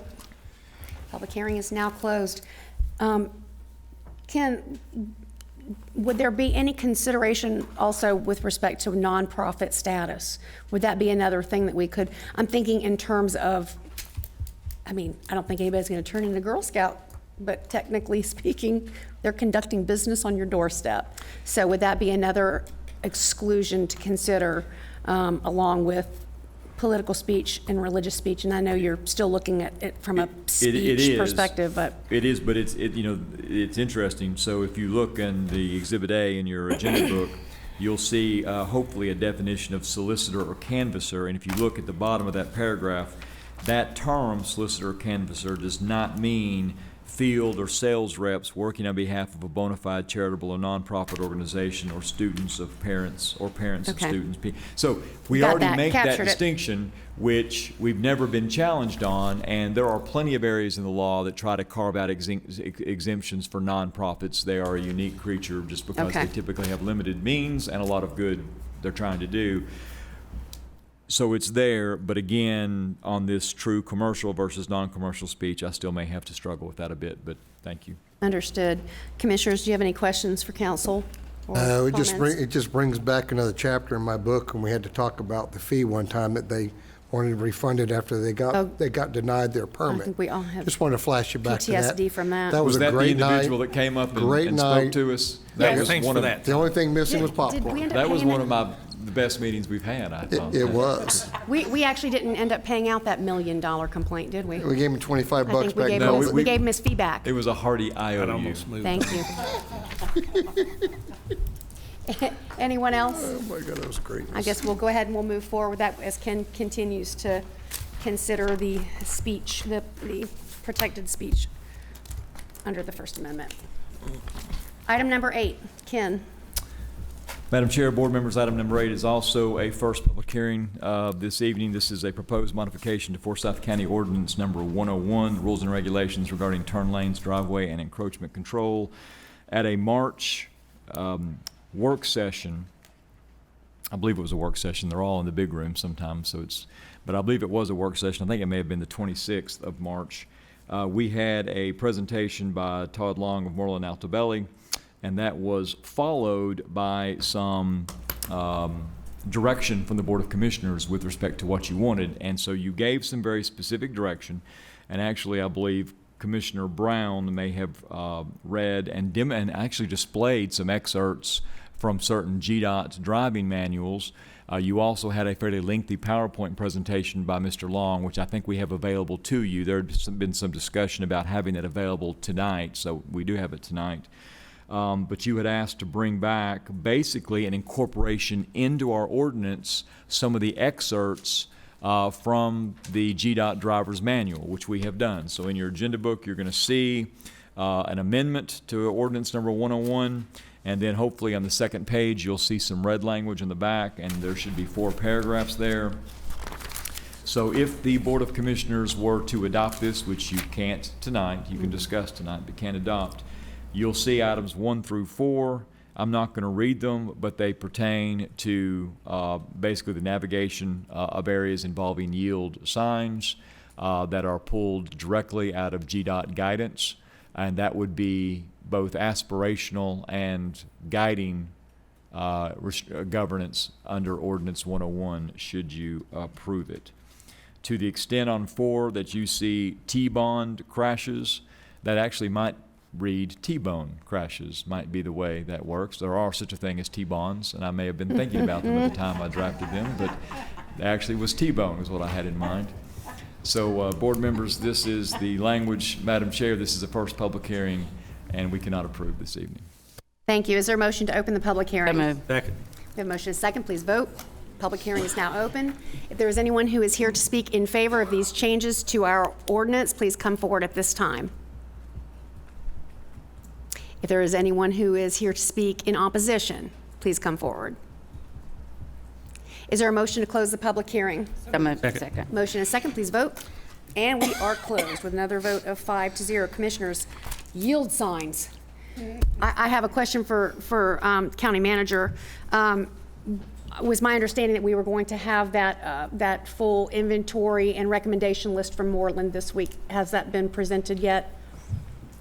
I know we all want to spend some time with esteemed it. Assistant County Manager on that. I will tell you that this afternoon that the Engineering Department forwarded 4 photographs where there is an existing yield sign that now has a second sign attached below it, indicating that It will be coming out? action is underway. And so I don't know that the inventory is done, but we are It is starting not. down the The path. inventory is not It's a complete. start. It's a Inventory start. is not complete yet. Thank So they you. are planning to do a work session presentation on the 22nd with their findings. Thank you. Commissioners, does anyone have any questions for staff or any comments?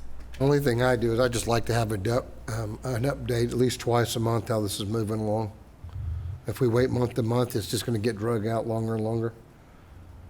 If everybody's agreeable I've with seen that. I've seen some bidding up on social media for some of these signs. I read all those blogs I think we could too. fund some projects with some of it. Where would that money go to, Kim? But it sounds like they're just Fund. four notices on 4 yield signs that some are going to come down is baby steps. So I'd love to have an update every 2 weeks. Sure. If there are no, If I could just say, I think our point is, we weren't waiting for the inventory to be completed when it was obvious that there was some That's low fruit. appreciated. And so we're showing that, and I think there's been good work between engineering and our consultant, Moreland Altabelli, to come up with some creative solutions that, from our standpoint, we have to be safe as we implement this, and they've worked with us on that. But I think everyone is on the same wavelength in terms of looking for safe opportunities to reduce the number of yield signs on the roads that we control. And for me, putting up the 4 signs this week was a good faith effort to show our intent to move forward. And so I appreciate engineering's assistance as well as our consultant. thank you. I appreciate that as well. What might be nice is if, as those lists, as those projects get compiled, if you could maybe have someone from engineering shoot us, communicate an email to the commissioners, because we do get a lot of questions from constituents on that subject. If there's no further comments or questions on those issues, we'll move forward with number 9. One little question. Yes. And this may have been answered, but as the list is compiled, would the signs be removed as they're put on the list? Or are you waiting for the completion of the list before the removal begins? Good question. That was my point, is that They're gonna take out the obvious the ones. lowest fruit are the ones where we have a narrow lane. One of the things that's been developed is there are situations where and I'll turn to the people that have engineering degrees in the room, but Todd Long, who was in the building earlier today, would describe it as we have a sea of asphalt, a very wide turn lane. And so one option would be to put the striping on the left side and keep a yield sign. And the one that was developed, I think, in the last few days was If you put the striping on the right-hand side, you narrow that lane. You keep the, in the non-engineer's terminology, you keep the vehicle facing forward so it's adjacent to the through lane so that it's part of the intersection, and through that approach, you then justify the removal of the yield sign. So they're still working through that. As I said, it's with a recognition that we have to do this in a safe manner, which is why we're using the signs. We're using signs as a result of your earlier discussion when you were concerned about if we're simply going to wait until we have an electronic message board to post. I'd mentioned the sheriff offered the free use of his, that we would go on a very slow path. So having our sign shop make up signs, those signs can be reused. We start down the path that is we have a safe approach, we take them. But I think we have a sense of the board. So the shorter answer would have been to say we will take them down as we go. But we have to come up with a standard that we're comfortable with, and the easiest ones to remove are the ones that have the signs placed today. So you're doing, I appreciate that approach. And I don't know whether John or Garen want to add to that. Again, we're not done, but. Basically, what the consultants provided us with thus far are those signs they've identified that require no mitigation, where you can just remove the sign and that's all you've got to do.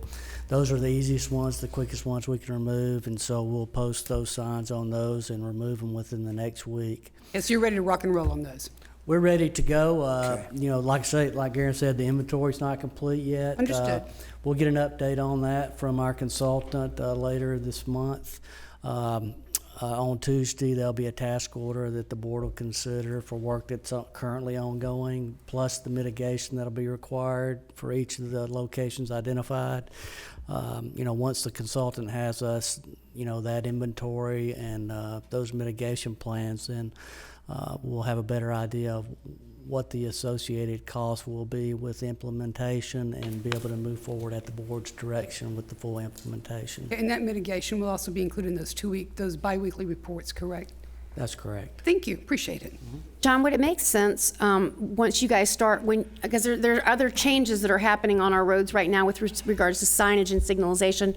One example is at Melody Miser and Old Atlanta Road, where that traffic light's been installed. Now it was cloaked, now it's flashing. And would there be some regular interval that when you have traffic signage or signalization changes that are happening throughout the county to provide that information maybe to communications, and we could perhaps have some location on our internet site where people could look for information on upcoming changes with traffic signalization and signage? Certainly, that's no problem. We'll work with communications, make sure they have all the information and make sure it's available for everybody on the website. That would be great. Thank you. I have one question. How do we know, I mean, how do y'all know, or how are you deciding which one of these yield signs will have the 30-day notification on them, and which ones you're just going to pull up? Well, actually, we're not doing a 30-day notification. Not going to do that. We're just posting that a traffic control change will be taking place and the sign will be removed, and we'll let that stay up for about a week, and then we'll remove the sign. That's a lot quicker.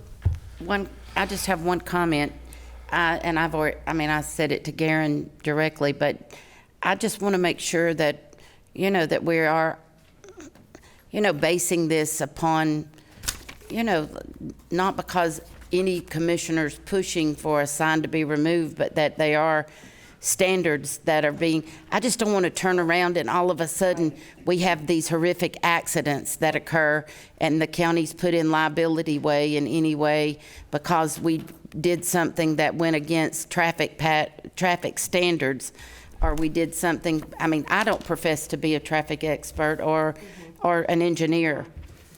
Well, I think if you look to the language that's been included in the changes to the ordinance, it does reference the standards that are being used, and they reflect what Commissioner Brown had brought up at a previous meeting. So 4 points from the exactly. state DOT, So at least it does reference actual standards that are legitimate.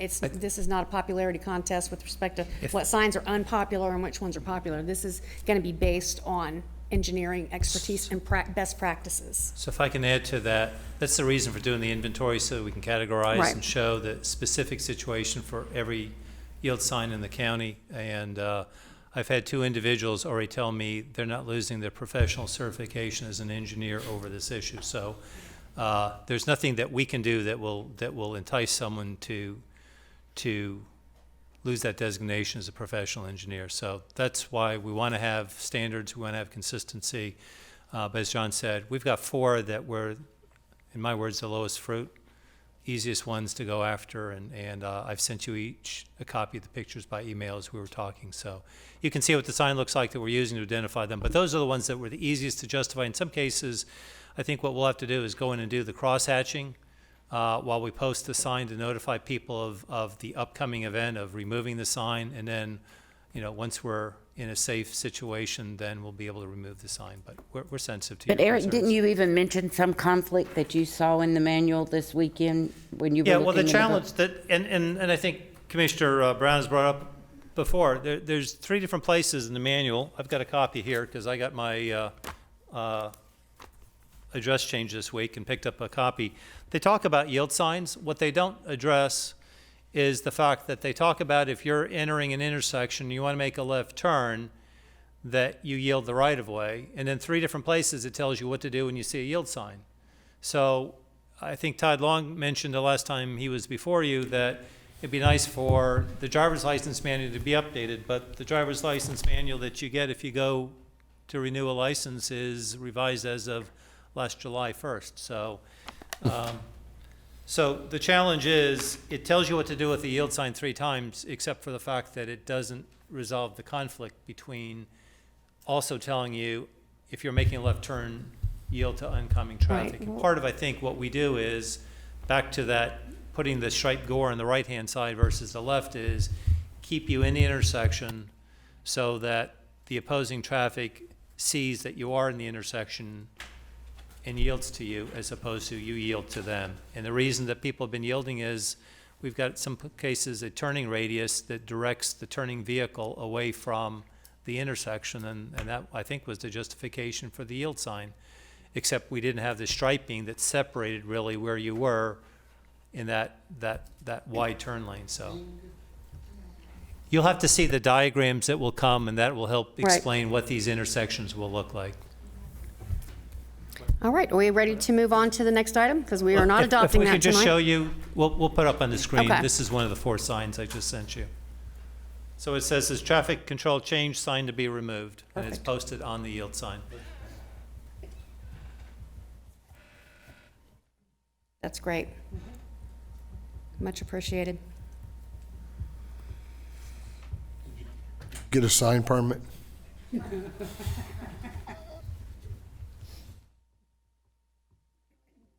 I know, I'm just kidding y'all. All right, excellent. Right. Moving right along. Thank you. Ken, number 9, we have some changes to the massage and spa ordinance. You do, Madam Chair. Thank you very much. This is the second public hearing. Molly Eswine from my office will do this presentation as she did last month. Evening, Commissioners. So this is the second public hearing. You could adopt this tonight. The changes that are in here, as we told you before, are tweaks to the ordinance to just tighten it up a little bit, given observations from me in court prosecuting under this ordinance and law enforcement and trying to issue citations, just things that we've seen throughout. So generally, one of the main issues is what we commonly refer to as the sign-in sheets. This is how the businesses keep records of what services are being provided when patrons come in to receive services. And so it just kind of makes it a little bit more clear what the obligations are and whose obligations they are, and the timing for fulfilling those obligations, so that when we get to court, if law enforcement's deemed it a violation, we have a solid argument against it. We also have added some personal conduct standards, tightened those up for closing up any ambiguity, so that we're able to monitor that and make it very clear what those standards are. And otherwise, if y'all have any questions, I'll be happy to answer those after the public hearing. Thank you. Is there a motion to open the public hearing? Second. I have a motion and a second. Please vote. Our public hearing is now open with a vote of 5-0. If there is anyone who is here to speak in favor of making these changes, please come forward at this time.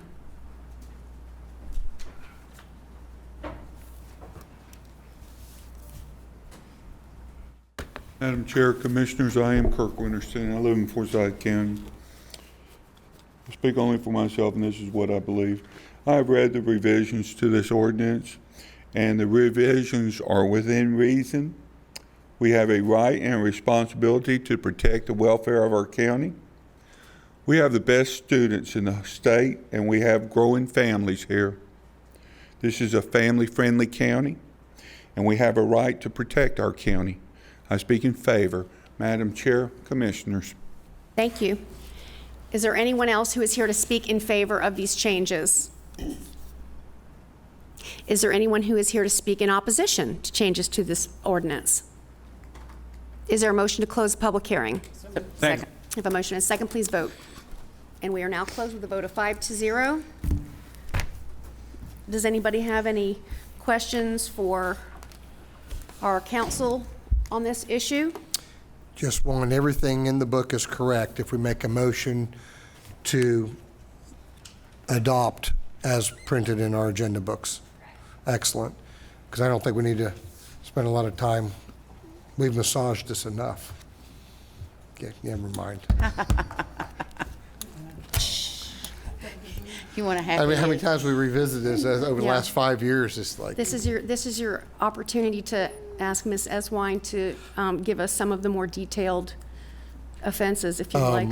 Or Please, not. see if I can. or you know what? I'll stick with my corny jokes. I'll leave that alone. All right. But I'm giving her a break tonight. If we're ready for a motion. Yeah, if we don't have any further discussion on this item, would anyone like to offer a motion? I would. Make a motion that we adopt the changes to the massage spa establishment ordinance number 124 as presented in our agenda books. Second.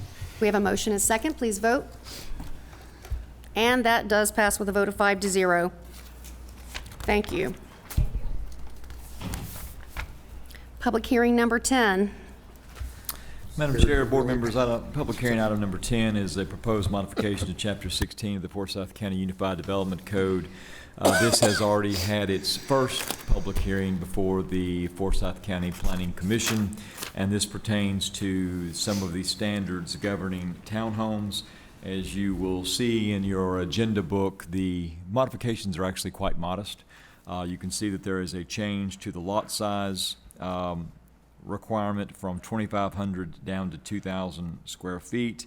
There are also some additional changes into the E setback language, the main one being 2 in addition to 16.4.28, and only where the unit and lot are of equal dimension. All buildings must be set back at least 10 feet from the edge of right-of-way or access and utility easement. The reason that 2 is of interest is because I think what is anticipated in 2 is what in fact drove this discussion in the first place, and that is a product that came in to the county where it was a townhome product, but the expectation was not the typical townhome product where you've got a structure sitting on a small lot, but the ground of the lot extended beyond the structure. That's, I think, the typical sort of configuration that we're used to with respect to townhomes.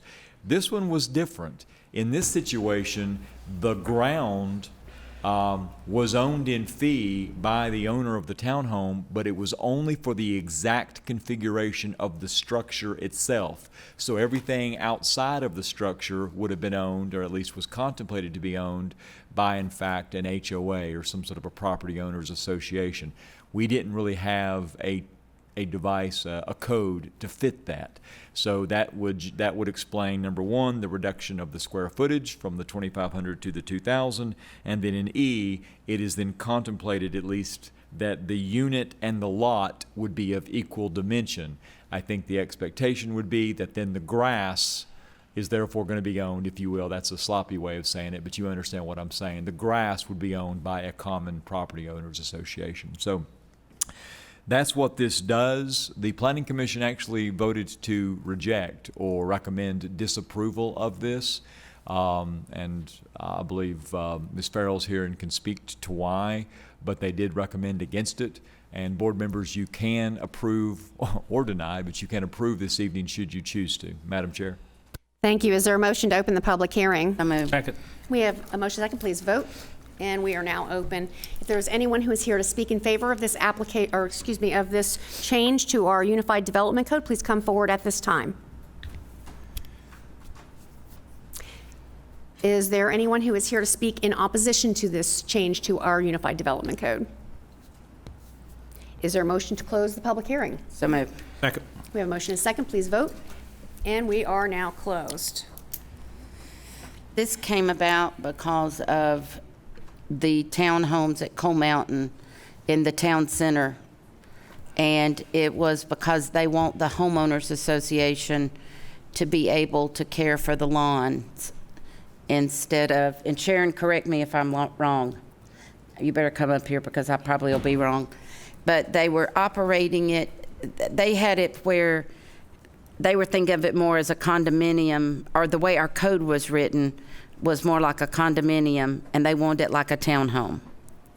Well, it started with the actual rezoning of the property or zoning condition amendment of 2017. And then when the plan was presented, there were some conditions that conflicted with the graphics as presented. And then the conditions were almost granted variances, and that's when conversations started with Ken and I regarding what is this product. And it's basically a townhome development in a condominium community.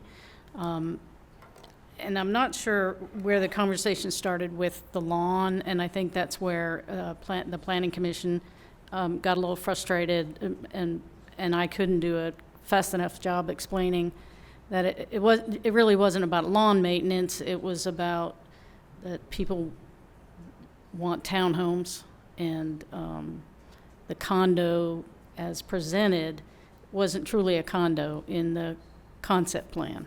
It was just a very small lot for a townhome. So if and it's without graphics to explain the confusion with the zoning condition amendment and the graphic of the public hearing design, and that's when we started looking at the code, and you compare townhomes to condos, and then the board direction to go ahead and. But the owner would own the townhome. Yes. And the HOA would own all the grass around it. Yes. Was that not something that could have been accomplished through some sort of an agreement between the property owner and the HOA? Because this seems like a really heavy-handed way to handle an issue with a zoning condition on one zoning, to make a wholesale change across our entire county in our Unified Development Code to accommodate one project. It seems like if the issue was conflicting zoning conditions, that you make a zoning condition amendment to rectify those rather than changing our code.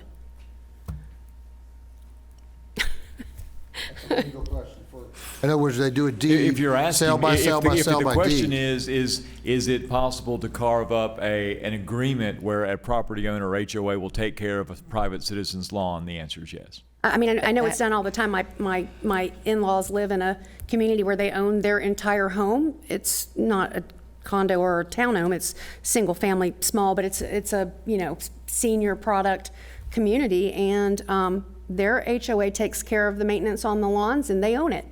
The homeowners do. So it just seems like we're taking a sledgehammer to something that just might have needed a little fine tuning with a screwdriver to fix where the conflicting zoning conditions were on this. Forgive me, and I don't pretend to know the business machinations that were driving it. It may be that this particular or unique developer wanted more control than just mowing the lawn. They may have wanted to have absolute fee ownership of that grass, so they don't have to fool with modifying an agreement. Again, you see, I could go all day. It's a senior product on what it might be. I and just it don't was know. trying to be like I get orchards, that. and it was a conflict within the site plan.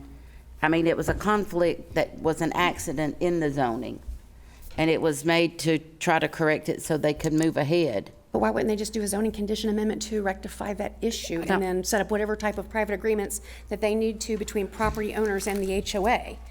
Why bludgeon our entire UDC with a wholesale change that impacts every district and potentially additional projects to accomplish one very finite goal. I'm not looking at saying they can't do what they're attempting to do. I just think this is a really, really heavy-handed way to do it. It really opens the door Are you suggesting they should to. have come in for variances for their own I think they project? should have come back in with either a zoning condition amendment or a variance or something along their own those lines. project And only. that if that's an assurance that they need to have within that community, that that's an agreement they need to set forth in their I think controlling they sat down with documents. Ken and Sharon and they came up with this for them. Or somebody advised them. They can't get a lot size variance. We know that. You Okay. can't get a variance to your lot size. They cannot. But they're asking to reduce the square footage on the lot size. By It's part 500 of square this. So basically, it's just the dirt that sits under the physical building. And again, it's attached housing, so if you Right. look at just straight Res 6, you can have a 4,000 square foot lot, and your home sits in the middle of it. Right. As attached, what we're saying is, or with the change would say is, a 2,000 square foot lot. I mean, if this is the type of product that we anticipate having more of these come forward in the county, we should probably carve that out as a category in our UDC instead of trying to trim to fit and cut up something that is a totally different product. This just, to me, seems like an extremely We do have a invasive way of We making do have a a change. challenge because of the condo townhouse code. It's practically on the same page in the UDC, but it gets into performance standards because of ownership. And that's caused some issues over the years. But what I'm saying is too, if they could build the same product, but they would just, the property owner, the homeowner would actually own the dirt. You probably would build the same exact product, and they simply would have to have an arrangement with their HOA that the HOA is responsible for all outside maintenance. Does Yeah, that but- not accomplish the same thing? I didn't hear the discussion as much regarding lawn maintenance. It was more lot size. And about owning. Product, and their product being a 40 by 50 product. So are they wanting, I mean, am I processing this correctly? That really what they're wanting is like a condo townhouse hybrid sort of thing? And they want to reduce the lot size. So they're going through a lot of gyrations. Yeah, I mean, that's what it sounds like to me. Am I off base here? Reducing the lot size to accomplish them not taking care of the lawn is, I mean, what's the other purpose for reducing the lot size if not to push that portion off on another party? It's still, Well, I can't, I can't imagine that the townhome product is going to get smaller, to your point, right? So that's not driving. It's not the physical criteria. Right. It's got to be to make the lot smaller so that there's no portion of the lot extending outside of the structure. I get that, but for what other purpose other than maintaining the responsibility Well, that's for the the lawn and the question that driveway? yeah, I mean, I don't know what- either. this- I was speculating that it was typically the commonality of the lawn, but it might be, if it's a senior product, maybe it's more than that. Maybe it's the safety characteristics because maybe you have less mobile folks on these. I don't know. And that may be, but again, that seems like that would be something that is subject to the agreement between the community and the property owner. Not making a change to a county's entire code to accommodate that. Could that not be captured in a private agreement? I mean, in When your they came experience, here that's and- certainly Yes. the gist of that. But when they came here and spoke before us the first time, when they were here, and I don't know why they're not here, but when they were here and spoke, they said that our code was so outdated that our townhomes did not match up to other counties. And that's what I'm saying, is maybe we need a different product in our thing, but in our code. But again, here we are, we're talking about this in the context of what they want to do. We're tailoring our code for one customer. And that gives me great pause, that there are other ramifications down the road, that if we make a wholesale change to this category of that nature, that there are going to be unintended consequences. And that seems to me that the type of thing they are trying to accomplish with their property can be accomplished through private agreements without the county having to do a backflip and change its code Tom, and have exposure elsewhere. What do y'all think? What do you recommend? Well, I think we need to keep in mind it came from a county-initiated rezoning. They had a I think Res 6 zoning from a decade ago, approximately. They came to Commissioner Mills here in the last couple of years with a more attractive product. The board as a whole considered it and approved it county initiated. They had 300 townhomes that were 1,000 square feet or 1,100 square feet.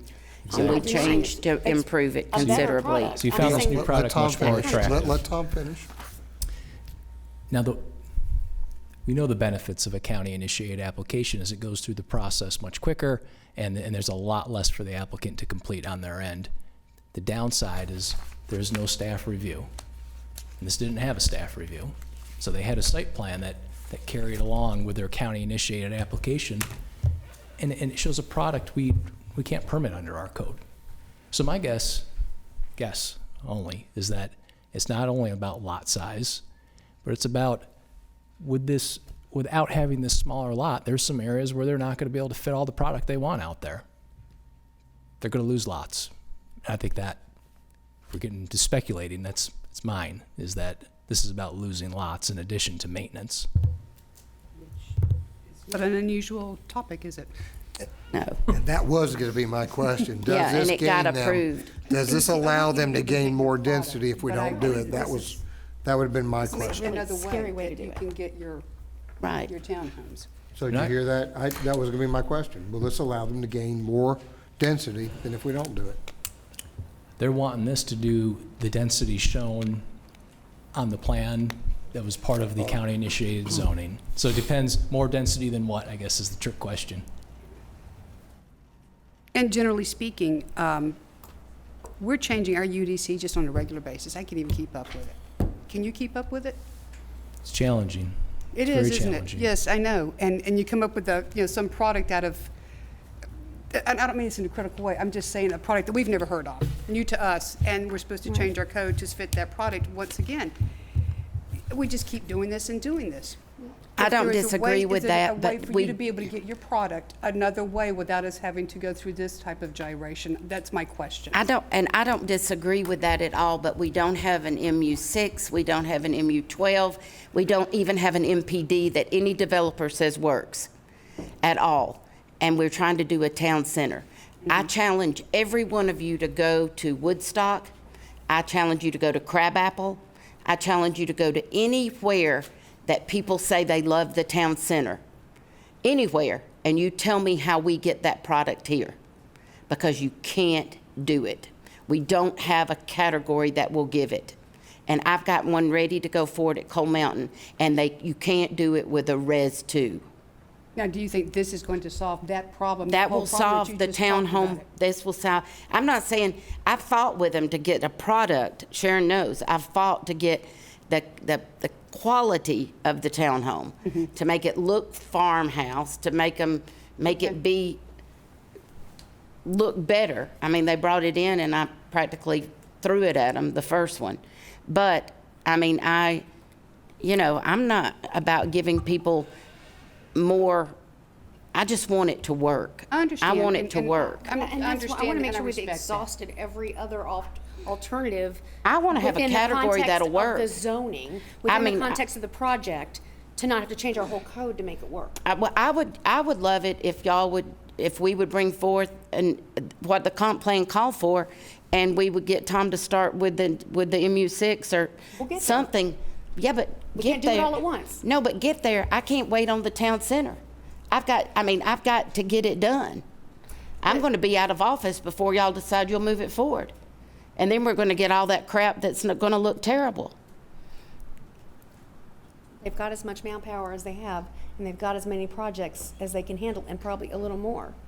But, I mean, I don't know that all of the other, this wasn't vetted in the normal way that you would necessarily do it. I don't think we've looked at it through the lens of what are the impacts throughout the county with this.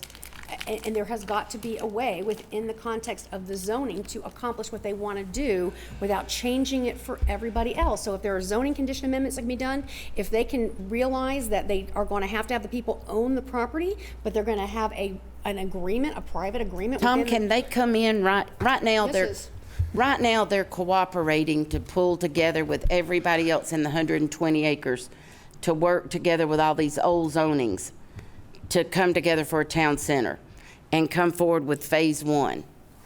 But can they decide not to cooperate with everybody else and come forward Certainly. and not be a part of everything? I mean, can Now, they get? the meetings you've had about creating a town center plan and trying to bring multiple property owners together with a larger nodal development. Yes, there's nothing requiring them to participate in that. Well, where's our MOU with them to guarantee that they're going to do that if we do this for them? Well, and the other thing too is, I mean, arguably, if they want to deliver that product and they have the ability to do that through private agreements within their own product, They can't We don't- deliver this Laura, without. Laura, that's not what this is about. This is about getting more units. I know what it But is. but even if we give this to them, there's nothing in an agreement that says they're going to cooperate and be a town center of some kind of joint thing. Where's that agreement? yeah, if we They're do only this? doing phase one right now. but there's no stipulation. There's They have no- no zoning conditions. that They're require that only, of them. and they're donating right away to the road. So you mentioned that we can't even get a good town center under what we have today, but look at Halcyon's going to be opening up this summer. You know the density Halcyon got? But That category doesn't even exist anymore. Why are you even saying that? There's not an MU6 or an MU12. But we don't give, they got a Res 4. That was a totally different lot size that you voted against. I did because they wanted the extra 200 And they got a apartments that Res staff 6. didn't approve. They got a Res 6. Does anybody Wait, have and you did anything, vote any against different it. questions regarding this subject to advance this conversation? I mean, how can they get this without doing this? Well, a couple thoughts. If we're looking for a narrower option, I think Ms. Farrell mentioned it at first, and it is an impediment, and that is our restrictions on variances. We are very limited on lot size variances in Chapter 8 of the UDC. If you wanted to carve out a greater allowance for variances, I for don't wanna do instance, that. in the townhome product, And it's limited it to would that. allow a lever that would not be as of right, because they'd have to come see Correct. you on it each time they wanted it, but that would be a more modest way to do this. I think that makes sense, because again, then you're looking at everything through the context of that project and whether or not the variance is appropriate for that. But this is everybody. Commissioner And this Mills, is- I'm just trying to flash back. This was yours, and the Broward County initiated, and we supported you on it. Do you remember if they brought this to us, county initiated, because they said if they'll do it, we're going to be doing a bigger, better product, and it's going to lower the density? I mean, was that the way it was sold to us? When they brought this in, we reduced the density tremendously. This was a Res 6. This was, I can't remember how many hundred we reduced it by when this was approved. It was for 300 and something, the square footage on the townhomes was 1,100 square feet. Okay, but go to the density. I mean, what was it, and what did we reduce it to? I mean, I can't remember, it was 2 or 3 years ago, but we reduced it considerably. We added more acreage to it, but then we reduced it. That's why we did it county initiated. Now, I just want to confirm that, and then I'm with you. Because if they're not wanting to do this to regain additional density because they're capped, then I'll agree with you. But if we didn't cap them and they can still gain back up to the density again by doing this, then I can't. No, they reduced the density. I don't remember by how much, but it was by a lot. It was an old zoning from 2005. So Do you have any idea how much they reduced it by? I don't recall I know that the concept plan has maximum number of townhomes, maximum number of quad units. There is a maximum in the concept I think plan. we should postpone it and let them sit down, and they need to get you and Laura on board so they can explain it to You y'all. want to go 2 weeks so we can just us dig into two. this? I think we all are having some pause. The with- others trust me, or trust the district more than you two do, always, always, always. You know, that's not. They even have more respect That's not for the even worthy district. of discussion. We're all trying to we respect all you and your know. district, just the way we supported you in your county initiation of this project. We're all trying to help you bring it home. We know. But we're all very concerned, and I know. think we're all very But concerned they should be here about to making. explain it. They should be here to explain it. And that's fine. agree. What I agree. would like to do is to go back to Ken again for a second and just just to listen, to have Ken explain basically what the path forward looks like in having that lot variance as an option, because I think that that is more responsible, because it's not as of right, it's per project, and it would allow something unique like this to be considered. So if we were to do that, and of course I'm spitballing this and I've not run it by Mr. Brown, but if that was the way, if you look at chapter 8, 6.2 of our UDC, which is about variances, and it gives the criteria on the limitation of variances, that is language. If you wanted to, for instance, provide that a variance for a major or minor subdivision regarding townhomes can't, because we don't allow variances for entire subdivisions. I mean, because the common knowledge or the thought has been, if you need a variance for the entire subdivision, what you need is another zoning district. Right. But if we wanted to carve out greater latitude on this sort of a product such that we weren't giving this as of right, that would be the way to do it. So it would be a lesser. So what we could do, two thoughts. If there is an interest by the board in hearing from this particular developer to try to make sure we understand what they're attempting to do, we don't have to make a decision tonight. You could postpone it to a work session, postpone it to another meeting, and in the meantime, you can give direction for me to work with Mr. Brown or Ms. Farrell about what a variance language would look like. We do that.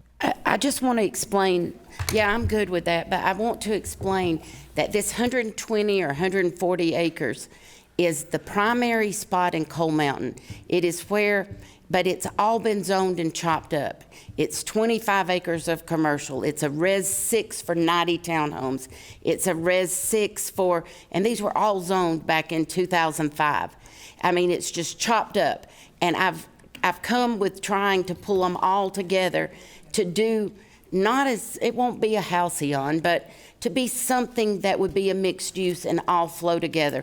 I would love for it to be, you know, like a Vickery, or to be like, but we don't have a category for a Vickery anymore.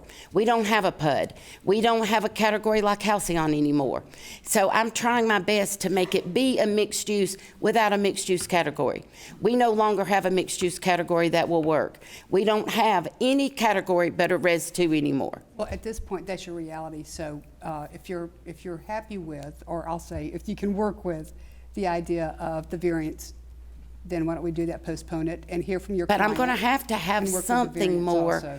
Tom's got to help me. I'm going to use money to sit down with Wakefield Beasley and try to come up with a mixed use product or an overlay or something, and spend that money to come back. And it's so difficult when we don't even have a category that can work.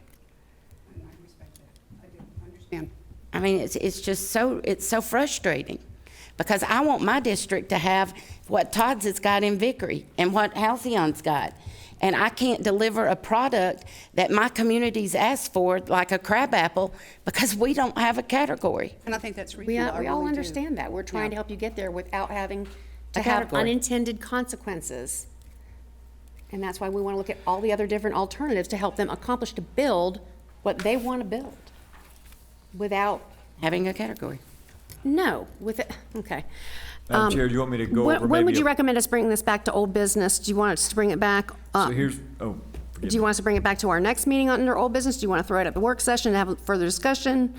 What's your recommendation? And I guess Tom needs to be part of that too. Yes, working through some language. Maybe what might be in order would be a motion to postpone this item to the May 21st work session, and also for the Planning and Community Development Department, or legal, or both, to draft some language that might allow townhome lot size variances to Chapter 8, 6.2. So moved. Second. We have a motion and a second. Please vote. And board members, thank you. That would be draft language, obviously, just something to bring back. And they need to be here to speak for themselves. On the 21st. Yeah. All right. ma'am. Thank you. Item number 11 has been postponed to June the 2nd, which brings us to public comments again. Karen's going to remind us of the rules of engagement. Madam Chair, we have no forms that have been submitted. If anyone would like to address the board at this time, please come forward. I see no one. Thank you. We will move along with old business then. Old business number 1 has been postponed to June the 6th. Item number 2 was also postponed to June the 6th.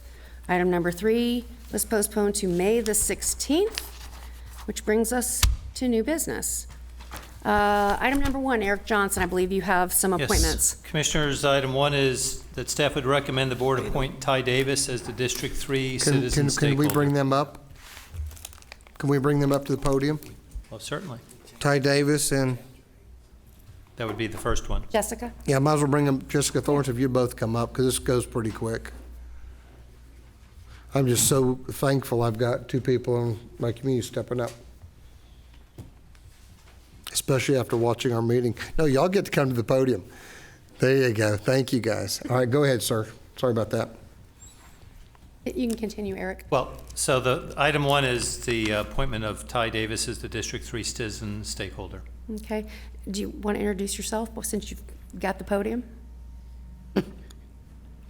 I'm Ty Davis. I've been here since 1990.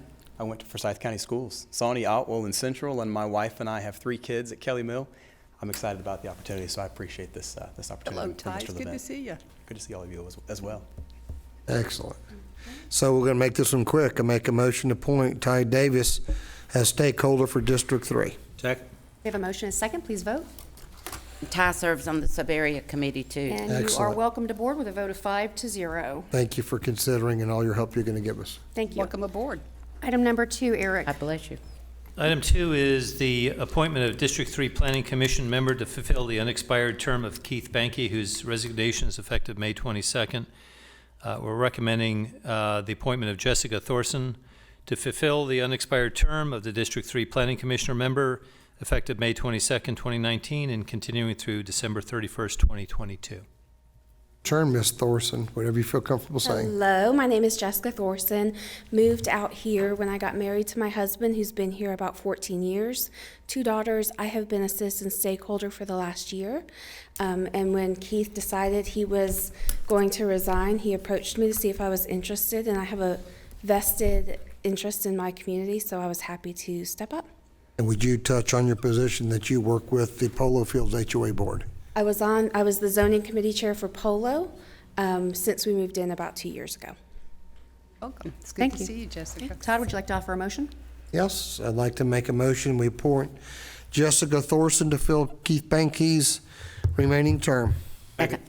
We have a motion and a second. Please vote. And you are also welcomed aboard with another vote of 5-0. Thank you guys very much. Thank you. Item number 3, Dave Gruen. Thank you, Madam Chairman. If I may draw the board's attention to the last tab in the book, and right behind the agenda request item, there's a summary page of the information here that may help you give us some guidance or some input and concerning these 3 grant applications.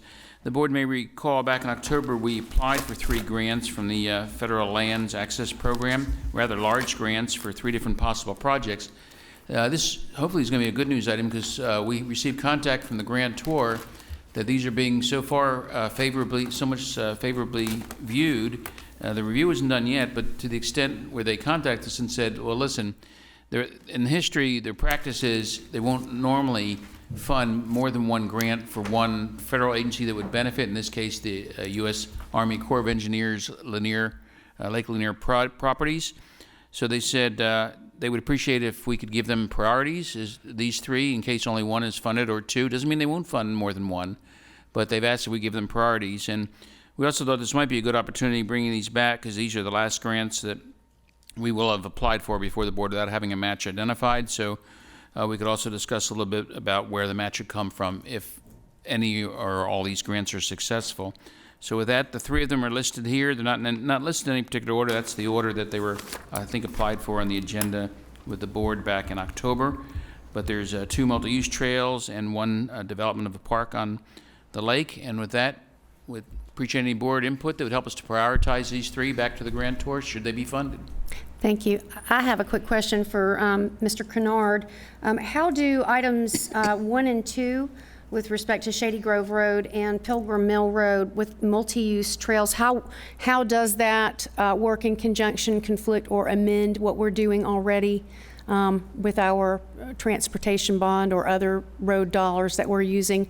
Is there anything to leverage there on Pilgrim Mill, since we're already working on that road project? You know, is there anything that we can kind of achieve through those two that forward our goals with respect to multi-use trails along those roads?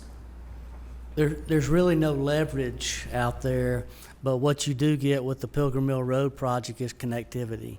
Okay. Because that project will connect to our current widening project and extend from the intersection out to the end, to the park. Get some bang for the buck with that one. Yeah, you have connectivity there, but you know, on the Shady Grove project, what you have there is, although you're not connecting to an existing trail at this point in time, you're connecting 3 parks. Oh, yeah. So I think both of those are They're powerful. both good projects. Yeah. Really nothing to leverage out there, though. Thank you. What about Tidwell? We didn't have Tidwell on our list before, did we? On our list. On our lake parks. Was that the one that Jim didn't want? I think it was Wildcat. I don't know No, about the Wildcat parks. was on, it was mine. Okay. It was on, Wildcat was the one I got. I believe But- Wildcat is one of the 3 you're considering now. Yeah, it's on here. I'm looking at it. Yeah, I thought But that was the one that was a thought- little more controversial, was Wildcat, correct? But Tidwell, was Tidwell always on the list? I don't remember. Tidwell is near a potential site for water that we've looked at in the past. And except for that, I can't remember anything else. John? Remember, we did a lot of discussions, and they had a lot of conversation about which will work and which wouldn't work, but I don't think they would submitted anything for a grant that wasn't going to work, because we voted on it that day, based on the presentation we had. The 3 parks that are connected by the Shady Grove project would be the campground. What would be the 3 properties that you would be having? Chattahoochee, Young Deer, and Shady Grove. Sounds right. Yeah. No, the one Jim didn't want began with an A. It was something else. Straight I've got downhill, it they couldn't get to confused. it. You know the one I'm talking about. Yep, we're good. It wasn't Tidwell. So never mind. Never mind. Never mind. It was, but it had good access. It was just Jim did not want it. But like I said, with the Pilgrim Mill Road Those project, roads you came connect to our widening project, so you have connectivity back to the city of Cumming and up Freedom Parkway. Yeah, both of those, both 1 and 2 seem like we'd get a lot out of that. So you're looking for a motion? You looking for us to sort them in We're order? looking for or- a prioritization and realize, so Dave and I talked earlier, the nice thing about this is you have the potential, if you look at the fact that with the 2 transportation ones, you can leverage if we got them all, and let's be optimistic that we get all 3, for $1.1 million of transportation dollars, and you haven't yet allocated SPLOST 8 transportation dollars, you could have $5.5 million worth of multi-use trails connected to roadways. So 1.1 million gets you 5.5. In the case of Wildcat Creek Park, it's a $674,000 commitment. We have already looked at a recommendation from the Parks Board, so we'd have to kind of sort out where that money would come from. But again, you're able to turn $674,000 into a almost $3.4 million asset. So, And we've already Oh, got a whole plan on it. Yeah, so we're not looking to strike anything, we're just I mean, sorting. the good news is that we believe that we have a great shot to get at least one, but at this point, we potentially might get all 3 of them. But they do want to have us prioritize, and the Army Corps of Engineers will supply information as well. We don't get to see what they say about these Right. 3 projects, but they're in this grant application because all 3 tie into Army Corps of Engineers property. Yeah, So So these, Laura, these in your district, or Well, these in the Cindy's Shady district? Grove and Pilgrim Mill, our Wildcat's going to be up in District 4. And I would say I would be torn between the 2. I mean, we're doing so much work in Pilgrim Mill, it would be nice to open that whole thing up with Tidwell. However, the idea of connecting 3 of our parks through a multi-use trail really, I'd be hard pressed to pick between the 2. I might favor Pilgrim Mill slightly over Shady Grove, but again, you and being Cindy able worked to, this out. have 3 Don't you different just parks. submit and- all 3 and then they pick? No, they're. They want us to give them We an order. we did submit all three. They may all get funded, but in the event that they don't, they want to know what our priority is between the three, because in effect, we have three applications competing against each other. They'd like to know our preference. If they only fund one, they want to know which one would that one be. Yeah, I mean, Pilgrim Mill's going to give additional benefit to District 1, too, coming in from the city, taking you out to the lake, so I would maybe just slightly favor 2, 1, 3 as my order, then 1, 2, 3 as my order. Not anything against Wildcat, I think that would be great, and we do have some planning in place, I hope we get all three. Cindy, But you agree with her? I think the connectivity that we get through the other two is amazing. Pick what you like. I'll fire it off for a motion. Well, does anyone else have a different order than that? I mean, do you have a, Molly?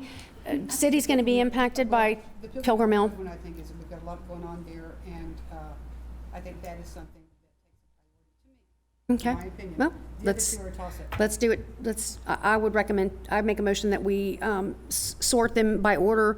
Number 2, Pilgrim Mill Road as our first option. Number 1, Shady Grove Road to connect the three parks is our second, and Wildcat Creek Park as our third, and I hope we get all three. Second. We have a motion and a second. Please vote. And that's our direction. How about that? Boom, chugga, lugga, lugga. All right, we had a couple of items added to the agenda.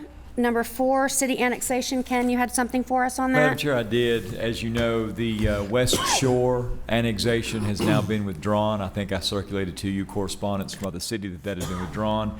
However, we had already started the mechanics of assembling the arbitration panel. John West with DCA has requested that the board take formal action to withdraw our request for that arbitration panel. Madam Chairman, I think all we need to do is for the board to make a motion and approve it, formally withdrawing our request for the assembly of an arbitration panel related to the now withdrawn West Shore annexation. So moved. Second. We have a motion and a second. Please vote. And that passes with a vote of 5-0. Thank you. And item number 5, we had another addition to discuss older highway business and CBD zonings, and I believe Cindy brought that to us, so I know you want to.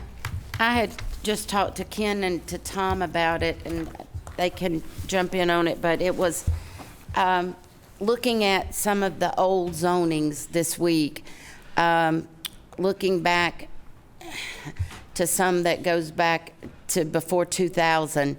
I think it started out with Vivian bringing up about the site plans of seeing where we've got CBD and highway business in places where actually, and actually Ethan brought up one to me in a meeting this week where the property owner didn't even know they had a highway business zoning until it was called to their attention. That was beside a zoning he's got for open storage. That would give them open storage on their property. That doesn't fit with the comp plan, doesn't fit with, anything that we're looking at. And so I asked Tom if there was any way to be able to look at how many of those old things we've got out there. It could be just a District 4 thing that we're looking at, or then as I've talked to the other commissioners, some of the others, they're like, no, we think this is not just a District 4 thing. Anyway, Tom's pulled together some maps just quickly. These are not, he didn't have but 2 days' time to really look at it very much. If you will, Tom, show them. Thank you, I will. Susan, could you open that, the PowerPoint I have on the network? And I appreciate the introduction identifying the time constraints. The GIS department helped me put this together. So when we spoke yesterday or the day before, it was, I left that conversation with an understanding of, could I do anything to identify commercial and industrial parcels that were both undeveloped and had no zoning conditions or very few zoning conditions. And the reality is, I have a limited ability to do that. We are nearing our 4,000th zoning application in the county, and there is no way to do that other than going through all 4,000, which I clearly did not do in the last 2 days. But we've made an attempt, and we've used some standards that we know could narrow it down and give you an idea of what's out there. I have two products to show you, and the first one I'm describing here is on your screen. In red, we have a map of the county. Let's pull that down just a little so we either make that full screen or just pull it down far enough that we lose the title and see the entire county. That's fine. Just if you just want to slide it down, for we have the Celta and the county on there too, and we lose the. There we go. That's a lot better. Okay, so our attempt. This the properties in red here show property that has either commercial or industrial zoning, and they are not developed as commercial or industrial. So they have the zoning, but on our land use records, we're showing that they're not developed as commercial or industrial. And then the third category is that they have a ZA number of 2,500 or earlier. And on the calendar, where that puts us is about the year 2001. So these are zonings. I'm going to run through it again because I threw a lot at you. Properties that have commercial or industrial zoning, they're not developed as commercial or industrial per our existing land use map, and they were zoned in 2001 or prior. Now, why we picked 2001 is because we all know every year that goes by, we are on this we are on a trend of becoming more and more reliant on zoning conditions. And when we look at what we have today for zoning conditions, and we compare that to the 1980s, the 1990s, up to 2001 was the break point I picked. There was a significantly different approach to zoning conditions. We didn't use as many. And it wasn't nearly as often that we would condition a property to an exact use. Now, there are some significant limitations to this.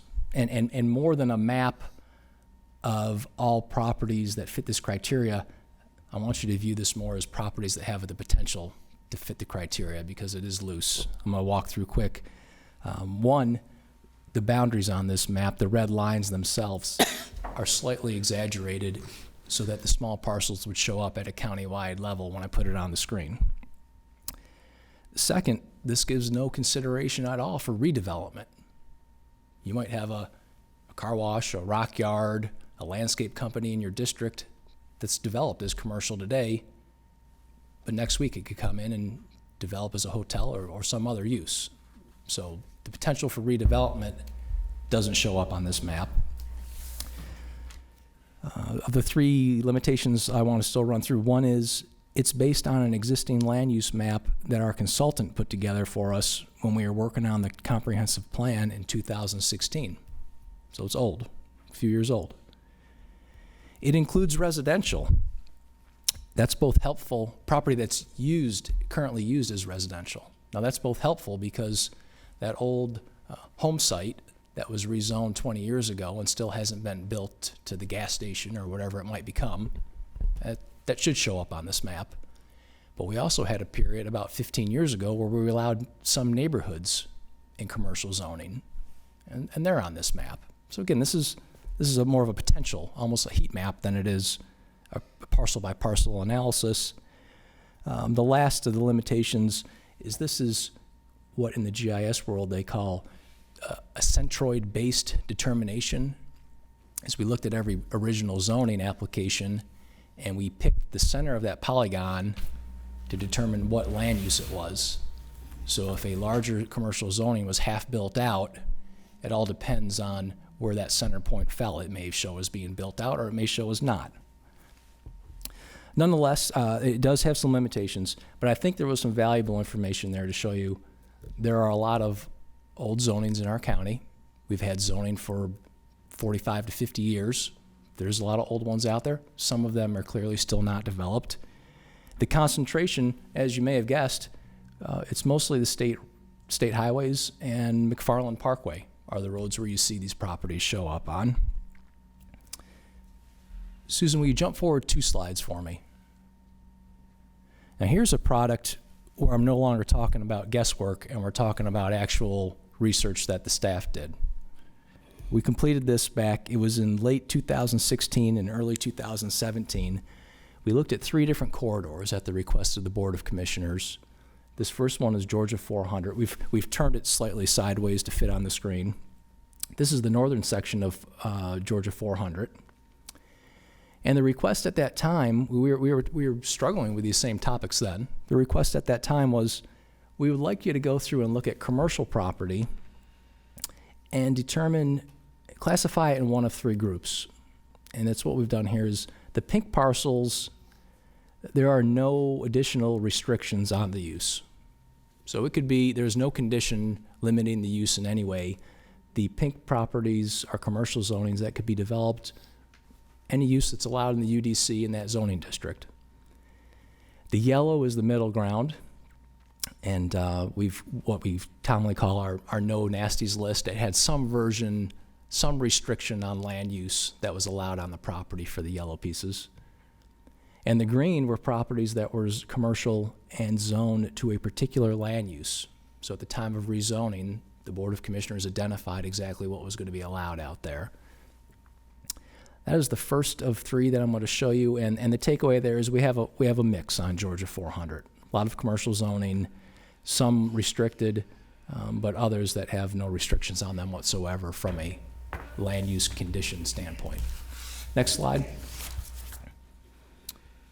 The other main corridor we had requested to be studied was Highway 9, and this is run in the lower left side of your screen, is down at the Fulton County line near Tidwell Road, and it's working its way up through the intersection with Bethelview Road all the way up to almost where you're getting into the city of Cumming in the top right hand of your screen.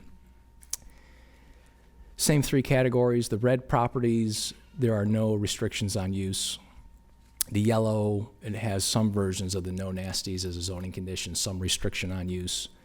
And the green is that those are the properties that are restricted to a particular use. So again, this is a corridor. We actually did a parcel by parcel analysis a few years ago. This no longer has anything to do, in the Georgia 400, I should say the same. This no longer has anything to do with developed or undeveloped. This was just looking at every zoned piece of property in the corridor and what the conditions looked like. So again, you get that sense, in particular along Highway 9 here in the south end of the county, there is a lot of older zonings that have no additional restrictions on use whatsoever. The final slide, let's look at the final slide. It's not nearly informative, but we were requested to look at Samples Road as well. There was only commercial zoning right at the intersection with Highway 20, and it fell into the middle tier, the somewhat conditioned limitations on use. Those were 2 different products that I had that I felt came close to answering the types of questions, providing some kind of insight to the questions you brought up on the phone 2 days ago. I thought it might serve as a starting point for your discussion. Thank you. And what I talked to Ken about is the possibility of being able to do, some type of moratorium on these old, but not, I didn't want to go too far. Ken and I discussed about not wanting to go too recent with it. Right. I think where we kind of ended was the farther back we can legitimately go to make sure we capture what we're trying to capture, which is basically unrestricted, totally unconditioned CBD, the better. If that's 2000, that's fine. If it's 2005, that's fine. If it has to be 2010, that's fine. I agree with Mr. Brown. 2001 may sort of be the turning point where there begin to actually be a lot more meaningful conditions, and that's what you're after. 2001 was a year after we had adopted our Unified Development Code, so we had a year on the books of that new zoning ordinance. We had a zoning ordinance prior, but we had the new ordinance at that point for a year. And I saw that it is a turning point really where the county was starting to get a lot more into land use topics. Could we, Ken, I'm asking because we haven't had time to really discuss it as a board or even think about it, but could we do a moratorium and then get better data, see what's out there, and see if it's, possibly, it might be in some areas it's the zoning that needs to be there. I do have a question because I thought we hit on this at one time. We found 300 approximately commercial zonings, and maybe they were just CBD. And those are the ones we made the no nasties list for. That's how that came about, I'm assuming the yellow blocked out area. But how did it skip by the red and it didn't apply to the red? Is it because it was industrial zone and not CBD or HB?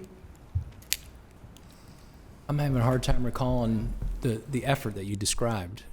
Well, Ken, didn't we looked at all of these commercial zonings at one time. I'm thinking Cindy and I did this, 3 years ago? We did or so? after the no-till That's right. motel. At the no-till motel, and we added a litany of the general no nasty stuff we always add on and a few more. But I don't know, Just I think- overall, anything, all of it.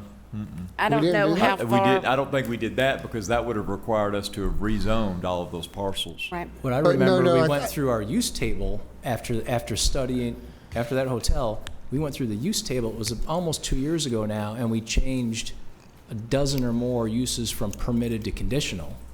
We did. I'm very confused, because I thought we captured those, and if anybody went into any of these things and went to go, I thought we did it in UDC as a blanket for all commercials. This is no nasty list, you have to come for a cup on these items. We required to come to a conditional use permit on this no nasties list, basically. That may be what Mr. Brown was Well, referring to. Through the zoning ordinance, but not through individual zoning applications, yes. I would agree with that. Yes, we So did if that. anybody on any of these lists wants to apply for any of those no nasty lists that we did, they all have to come back for conditional use permit. Did we not do that?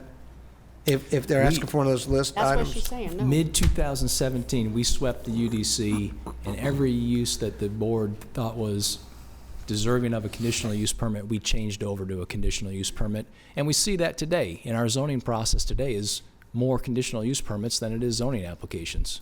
We're catching them. But sometimes we catch a dolphin and we let it go out of the net as quickly as we can, because we've seen that, we do county initiated. But we did a big blanket netting to try to capture this.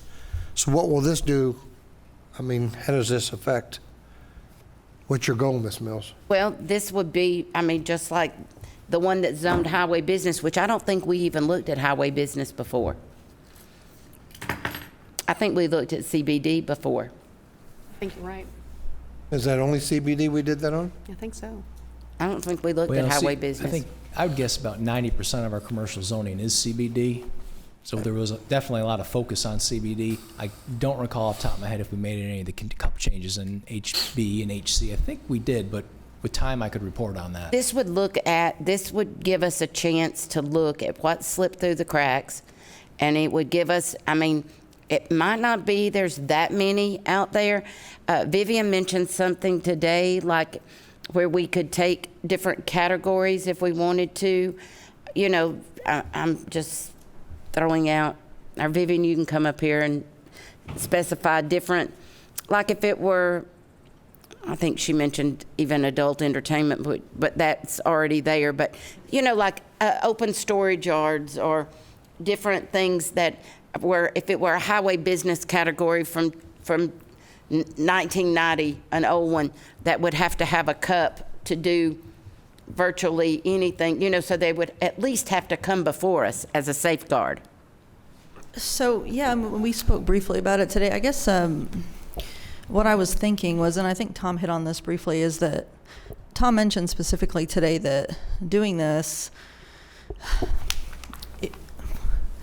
I think the intent is to be able to vet use, right? To vet use. You don't want, so now that we've updated the comp plan, you don't want to have these glaring things that don't fit with what the community said they would like to see there. Sure. So I think one way that you could do it that would capture developed property, undeveloped property, and anything that would change, so really any scenario, I think would be to identify what uses you want to be a cup, and then put them in the Table 12.1, put them in the UDC, so that therefore, whether it's developed property, undeveloped property, or something that's changing, you have an opportunity to look at the use. So that would capture not only parcels that are empty, that would capture anything that goes through that. Because right now, if it's tied to a acreage size of the parcel, I mean, You're still open. You're still open because there could be something that could just slip by in any case of the use, right? So if you regulate use instead of regulating parcel size, that's a way to capture everything across the board. It's just an idea. I like it, but I don't want us to go 2 years. If we're going to do this, we need to get into a work session, make a motion, move it out to get it changed and get it done. I don't want to hold I up don't want to commercial. hold it up either. It's commercial, but by the same token, we're talking these properties, they've been sitting here at least since 2001. So is it necessary to do it to the CBD? Because we've already hit the no nasty list on those already. Tom, can you tell me that we've hit every one of them? No, because I don't know. And Todd, you don't have to do one thing in your district. We can just do it now. Ms. Mills, it's not to get like that. Why do you always do that? No, but I'm saying you don't have to. But you didn't let him finish what he was going to probably tell you was something a little more. Please finish. Okay, well, I'm not sure there is an official list of the Correct. things that we want to put on the no nasties, so I'm not going to say we've got them all covered. We changed a lot to cups a year and a half, 2 years ago. I am pretty sure that effort was for all commercial districts, not just CBD. But if we look at it again today, after 2 years have passed, yeah, I wouldn't be surprised if we run through the list and we find a few more uses that we think we don't like that one as permitted and we want it to be conditional, or we want it to be prohibited in a certain district. I'm certain that would come up. Commissioners, what I can tell you is if you want to have an electronic gaming establishment or a pool hall, we have locked that down pretty tight in this jurisdiction. That is conditional. So I'm looking through the performance tables right now, and it looks to me, and again, I'm looking at this on the fly, it looks like we locked them all, both CBD, I think Tom's point, we locked them all down. Thank you. That's what I thought. Exactly. Well, but I don't know that skins the entire cat, because I will tell you the no nasties list is a little bit of a fluid concept, and for almost every zoning, the mix of uses changes depending upon the unique proclivities of the community where the product's going. So it's sort of a blunt instrument, our performance tables. I don't know. Can you read the no nasties list off and let's hear it? Well, see, it's not. Well, it's beyond that, though. It's It's not also what's a identified that conditional way use. There's no nasties, and then there's what's conditional. Correct. You have to go to conditional use. In other Right. words, And do they some can't of just them go. depend upon the size? They can't just go there and just go for something that's on our list. They have to come back before us. What's conditional is not really what's of interest. Right. What's of interest is what's permitted as of Right. right. That's much more important than what's conditional. Is just what you can do. I mean, so I could read that very well. I don't know that you want me to read it, but I mean, we could go through that list of what's permitted, which means no permission from you to do it. That'd be good. Read under highway business, what all you can do under highway business. All right, so permitted under highway businesses, apiaries, automobile service establishments, major, automobile service establishments, minor, business service establishments not exceeding 2,500 square feet, business service establishments of 2,500 square feet or more gross floor space, cemeteries, clinics, club or lodge, nonprofit 10,000 square feet or less, club or lodge, nonprofit 10,000 square feet in aggregate size, colleges, universities, board members, forgive me, commercial, recreational facilities, indoor, conservation areas, contractors' establishments, daycare centers, drive-through facilities, finance, insurance, and real estate establishments, 5,000 square feet or more, or 5,000 square feet of gross floor area. Forest uses,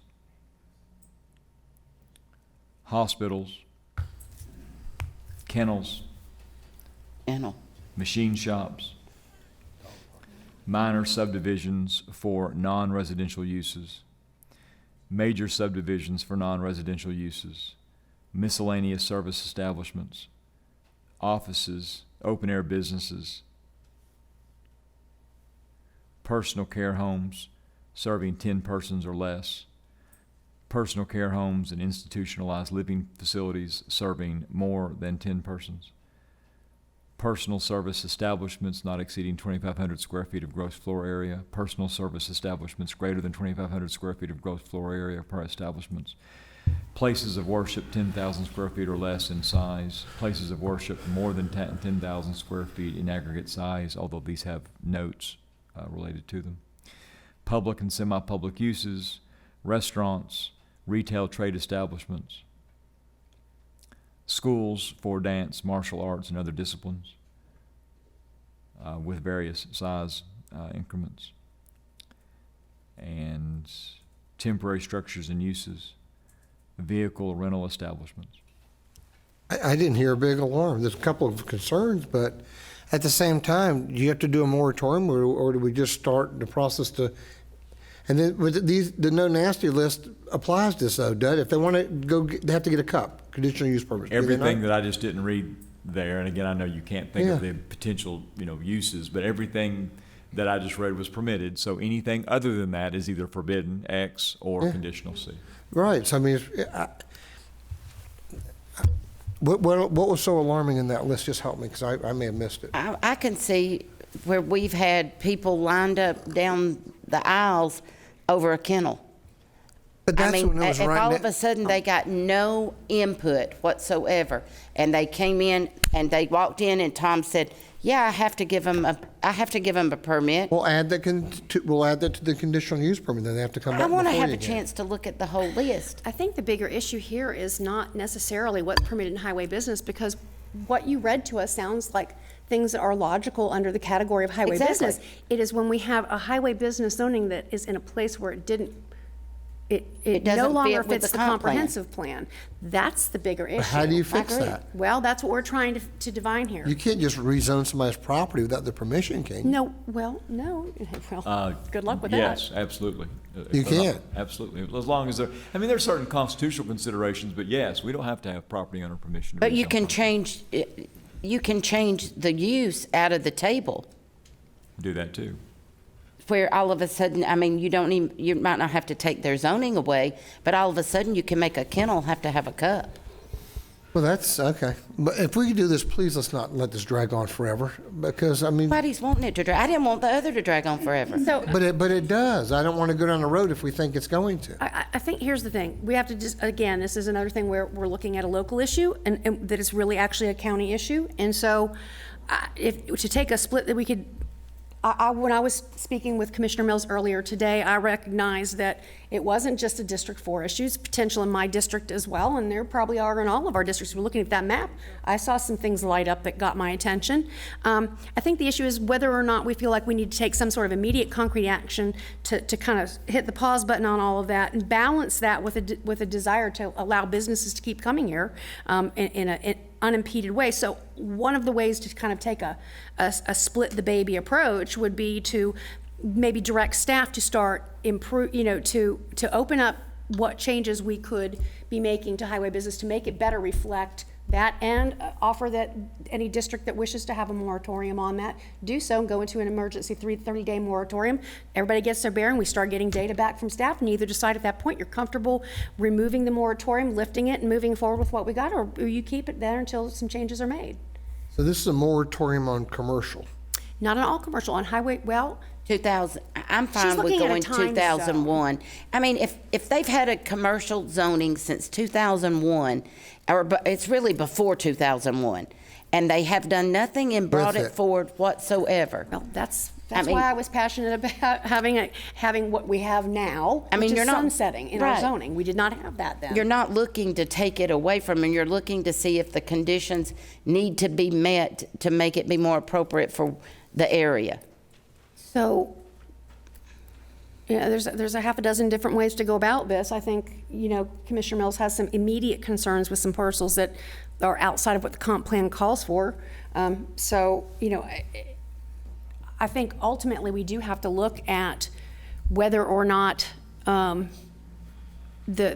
code itself speaks to the types of uses we want there, but it's a separate issue to look at whether or not you have a parcel that is no longer zoned in accordance with the direction the community has taken. Can we look at the maps one more time to so- see where they are? We've all got some. I mean, you know. But I'm just trying to see, are they on major corridors only? They are mostly. Or are they in spot zoned areas? Well, Because the you're spot seeing- zoned areas I'd be concerned Go about. back one It's more. mostly It's the 2,500. Let's go back to Looking at slide one. State roads for the most part, with the occasional outlier. Oh, I've got some up there that's like, really? No, I've got some right there at the river. Residential development. And it could be that the people that live there don't even know it's zoned. It's true. And, So and, what's and the again, hurry to this do a map, moratorium then? I mean, That's what we're trying to decide. this map just If it's being on the right screen instrument. again, I want to say again, this is approximate. It's a good area. It's a good way to see potential areas where there's a lot of these cases. But I described all the limitations this has before, and there are plenty of them. The other maps were more of a parcel by parcel analysis that actually opened up every zoning file and looked at what was in them. I mean, I used the example when I went to sell my great aunt's property. I mean, her parcel and the one beside it, they had lived in that house 50 years. And the people beside them had too, and both of them were zoned. I didn't know till I went to Emory, and he was like, it's your lucky day, both of them are zoned CBD. And I'm like, how are they zoned CBD? I don't know, they were zoned CBD. They were part of this old something from way back. It hadn't been, no one had used it commercially. Board members, I did overlook service stations. They are permitted Service in stations. CBD and HB, forgive me. all right, shut it down. So, well, hold on. Todd has no problem with This- gas stations. This would probably be a nightmare for staff to try to execute, but it would speak to the matter would be, would there be a way to frame this that when one of these comes forward and it is no longer that is now in conflict, is no longer conforming to our current comp plan, that those would get flagged? Those are bite at the apple, you can't do that. Do you know what I'm You can't saying? do that. Would that be a way Yeah. to because what we're talking about really is not necessarily that we have, I don't think we have largely an issue with the types of businesses that are identified as highway business. Most of them sound appropriate. Maybe we do want to tweak it. But what we're looking for are those things that have that zoning and are no longer in an area that's appropriate for that. So I don't know how staff manages that. That sounds like sending you a nightmare, but if there's a way that when something comes forward with that zoning, that's a legacy zoning, but it's not, that somehow that we capture those as a part of this. There's a lot of zonings that were spot zonings. Yeah. That look like spot zonings now, but back in the day were not. What if you do it from that angle, but you just do it in a certain time span that you were addressing earlier? I think the 2001 that Tom came up with would be. I'm okay that we just kind of move it along. I just don't want to drag it out. We have to be able to get to it. As we all know, it starts a 30-day process, and that gives us some time to get some data back from staff. We could end it before that. That's the maximum we can go without bringing this back up. So I would love to have the list again in writing. We'll just check off what we think maybe should be another conditional use permit and just kind of add it that way, and we've got something to touch at it again. But just do it fast and agree at a work session and move it forward. I just don't like putting my name on moratoriums on commercial. No, that's why I'm saying we would be very cautious about this and what we, trying to capture what the problem is, not just a blanket If the solution. scope is examining all our permitted uses and deciding which ones need to be conditional or prohibited, we can turn that around really quick. That seems I mean, reasonable. doesn't it? Is that what we're after? we dump all the spreadsheets in the UDC into one spreadsheet. A staff level will highlight anything that stands out to us, present it to you at a work session, try to email it to you ahead of the work session. Yeah, and let every district look at what's within Decide their, what you think. everybody knows their own comp plan. That can be, I'm not going to say next work session because it's Tuesday, No, but Is there a problem end of the with that? month. I might be able to do that one. Can you do them then subdivided by district when you issue the list? Can you issue the list by district? By BOC district? Well, the list isn't going to change. The list I'm talking about is pulling it out of the zoning, out of the UDC. Yeah, what he just read off. Understand, oh, okay. So there won't be a difference. We're not looking at our properties, we're looking at the, right. That's Yeah, what I'm saying, we're really the whole looking at two speed of this different concept things. is I'm just looking at what's in the UDC, not suggested not to- no property by property analysis. As I suggested, Commissioner Mills So if you make a motion for the moratorium from 2001 or before, just add in there that staff brings us back the full list so we can work through to add You've got something. conditional use permit items. I don't want to confuse the two issues, though. Let's make sure that we're understanding. What we're trying to look for is properties that are out of, we do want to, as a practice through this, go ahead and make sure that a highway biz is what we want it to be, but not to address a certain particular piece of property. But that's a separate issue. If their properties are no longer in conformance with that are no longer conform to the comprehensive plan, then we want to identify those. Well, and while we're doing it, we might just want to eliminate vape shops completely. I think I While saw we're at Cindy it. say so moved. I have a question Amen. for Mr. Brown, Madam Chair.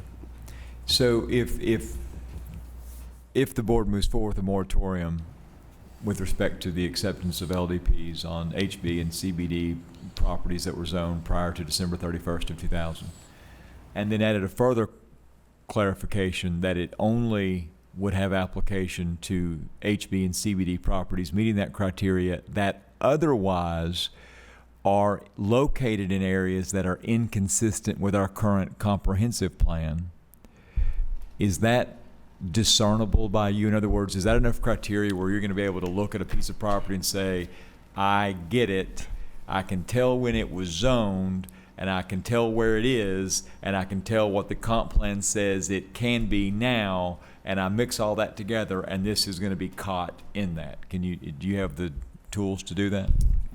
The last step is the most challenging there, the comprehensive plan.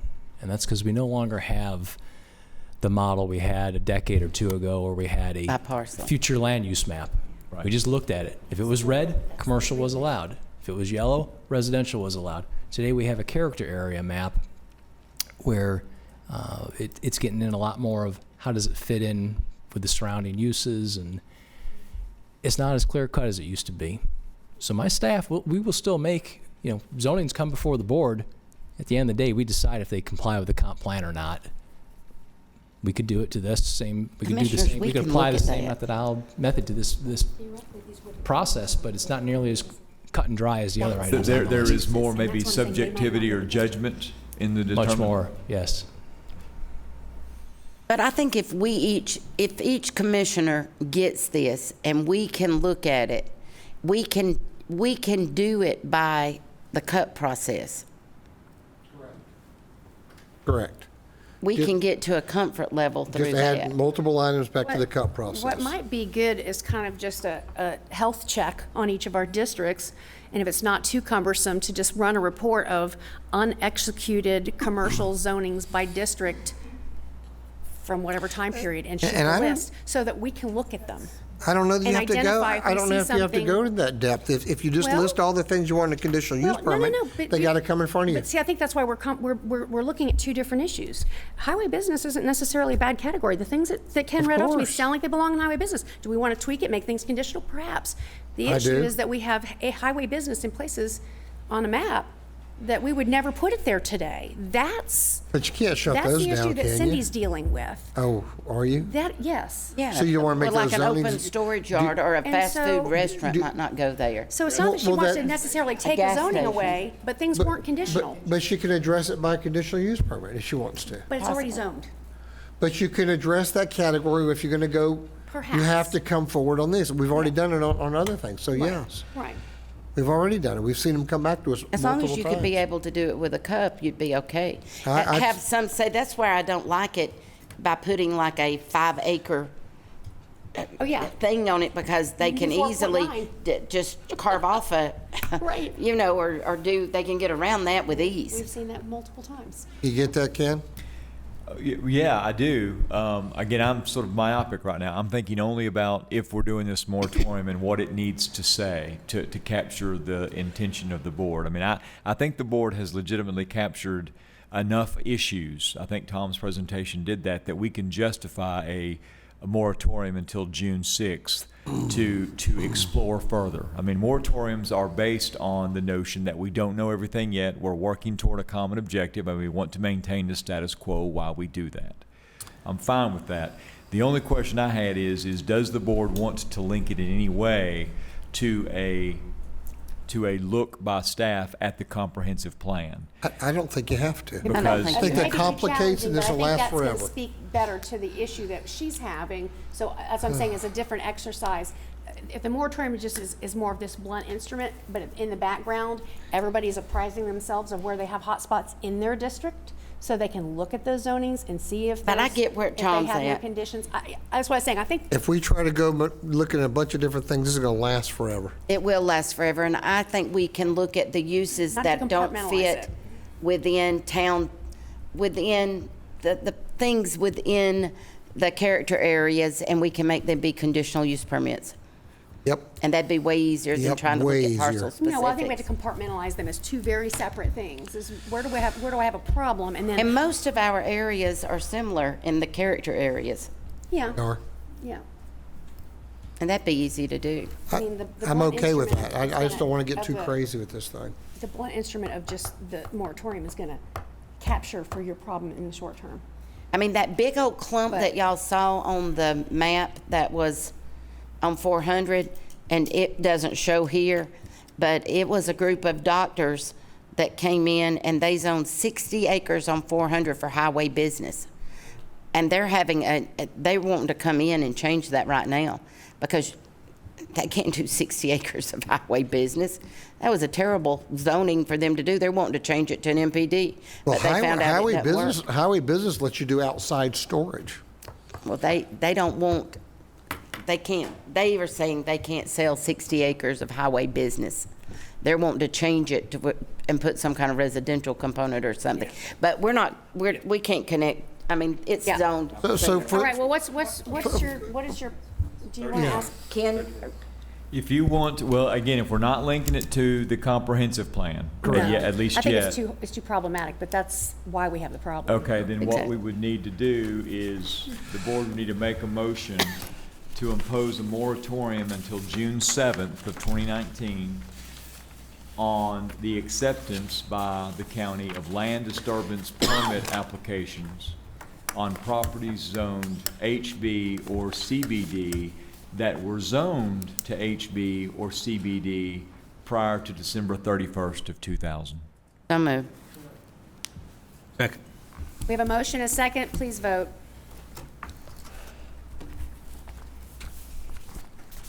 And that motion carries but with a vote of 5-0, and I'm sure we will be having that back in short order and making some decisions. Please. Ken, We can do it quick. it's a smaller set of time, so.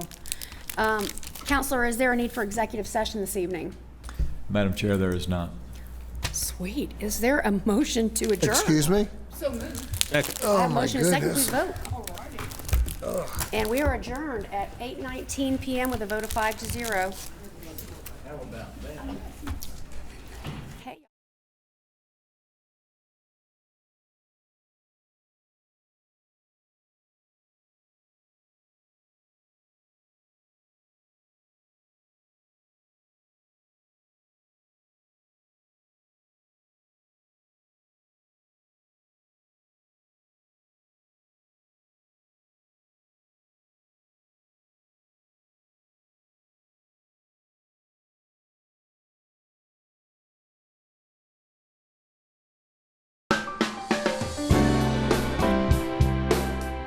This is TV Forsyth, your county connection.